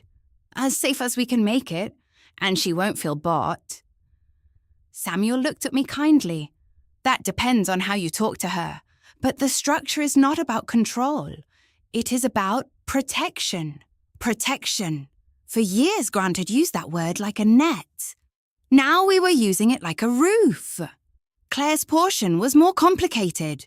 I did not remove her entirely. I considered it.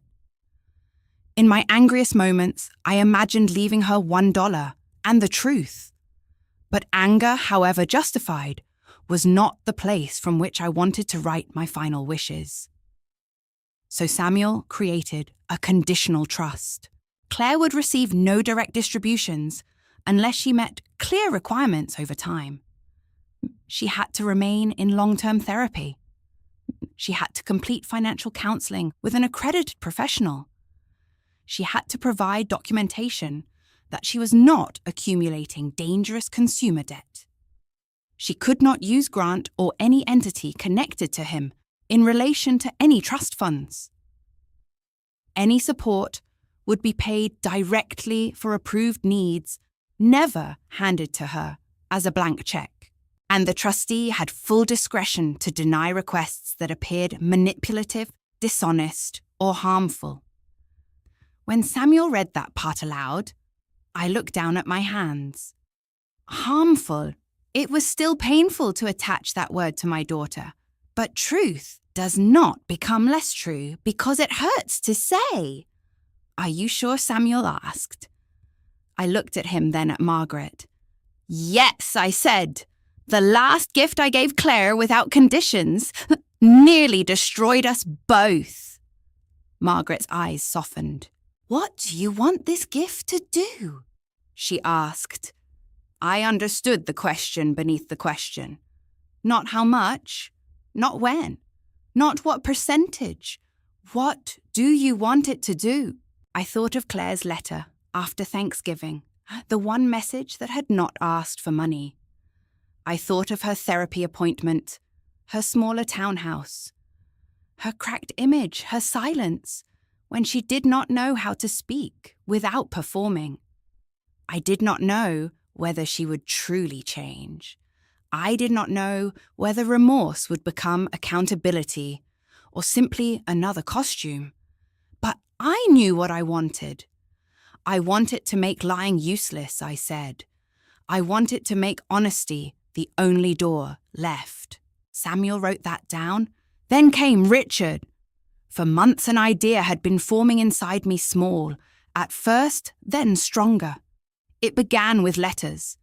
After the hearing became known in certain circles, women started reaching out quietly. Some were friends of friends. Some were women from church. Some were strangers who had heard pieces of the story and saw themselves in it. A 72-year-old widow whose son had convinced her to co-sign a business loan. A retired teacher whose granddaughter used her credit cards for emergencies that turned out to be vacations and designer bags. A woman in Florida whose daughter tried to get power of attorney after telling relatives she was confused. A grandmother in Ohio who paid her adult son's mortgage for 6 years while he told everyone she was living off him. Their stories came in emails, handwritten notes, phone calls, and whispered conversations in parking lots. Different names, different states. Same shame. I thought I was helping. I didn't want people to know. She said I was the only one she could trust. He told everyone I was losing my memory. Again and again, I heard my own life in other women's voices. So I told Samuel I wanted to create a foundation in Richard's name. The Richard Carter Foundation would help older women understand financial boundaries, recognize family financial abuse, obtain legal consultations, and protect estate documents before crisis struck. Margaret agreed to serve on the advisory board. Samuel offered pro bono hours each quarter. Ruth from church, who had once worked as a social worker, volunteered to help connect women with local resources. When the paperwork was drafted, I cried harder than I expected. Richard had built roofs. Now his name would help build a different kind of shelter. I visited his grave the day after signing the foundation documents. It was cold, but bright. I brought yellow roses because he used to buy them for me on ordinary Fridays. Never anniversaries because he said love should not wait for a calendar. I brushed leaves from his headstone and stood there for a long time. I'm sorry, I whispered, for the money, for the blindness, for not hearing his warnings about Grant, for letting his life's work become a reservoir for Claire's denial. Then I stopped. The wind moved through the trees. A few leaves scraped across the grass. No, I said aloud, surprising myself. I'm not only sorry. I placed my hand on the cold stone. I'm doing something with it now. That felt closer to the truth. Winter passed slowly. Claire and I did not reconcile in any dramatic way. There was no tearful reunion on a porch, no sudden embrace that erased everything. Real healing, I learned, rarely looks good enough for an audience. It is awkward, uneven, often disappointing. Sometimes it is just two people not lying for one conversation. In February, Claire sent me a handwritten letter. Not a text, not an email, a letter. Her handwriting looked different from when she was young, but I still recognized the shape of certain letters.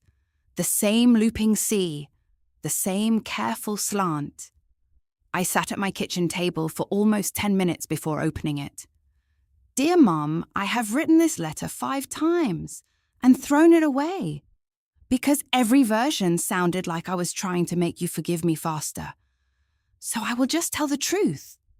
I lied. I lied about money. I lied to Grant, to you, to our family, and to myself. Right. Worst of all, I turned your help into something shameful because I could not bear to admit I needed it. When you stopped paying, I thought you were abandoning me. I see now that I had been abandoning you for years. I used your love like it was something I owned. I am sorry for Thanksgiving. I am sorry for Court. I am sorry for making Emma afraid. I am sorry for saying Dad's name when I wanted to control you. I'm not asking for money. I'm asking for the chance to become someone who would never ask you to disappear again. Claire, by the time I finished, tears were dripping onto the paper. I did not trust the letter completely. Not yet. Words had been Claire's tools for too long, but this letter was different in one important way. It did not reach for my checkbook. It did not blame Grant for everything. It did not say, I'm sorry if. It said I lied. Sometimes healing begins with a sentence that cannot hide. I wrote back 3 days later. Claire, I received your letter. Thank you for telling the truth. I love you. I am hurt. Both things are true. I am willing to have a conversation with you when we can do so with honesty and boundaries. I will not discuss money outside the structures now in place. I will not revisit the past to punish you, but I will not pretend it did not happen.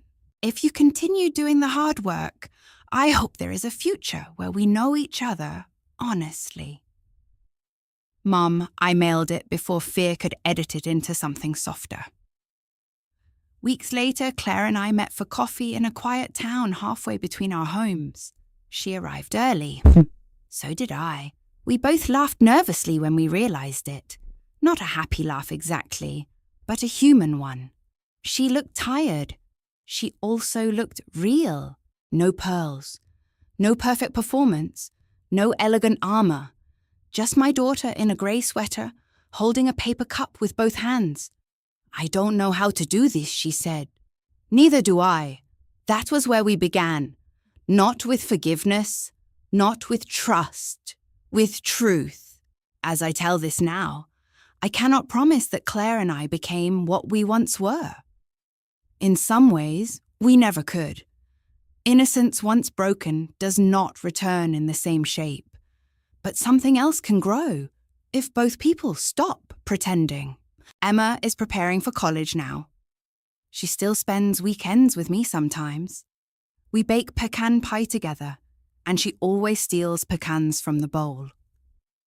When she does, I let myself remember Claire as a child, without letting that memory excuse Claire as an adult. The Richard Carter Foundation has helped dozens of women already. Some come in ashamed. They leave with folders, phone numbers, legal referrals, and a new understanding that saying no does not make them selfish. It makes them safe. As for me, I still live in the house Richard and I chose. The rose bushes bloom every spring. The kitchen table has a few scratches now from years of papers, pies, tears, and truth. I no longer leave my phone face up waiting for emergencies that are not mine to solve. I loved my daughter enough to give her almost everything. But the gift that finally mattered was the one I gave after I stopped paying. Accountability. Not as punishment, as the only inheritance that could still save her. And perhaps in the end, it saved me too. Sometimes the hardest lesson in life is learning that love and rescue are not the same thing. For years, Hailey believed that helping her daughter meant paying every debt, hiding every mistake, and swallowing every insult in silence. She thought sacrifice was proof of motherhood.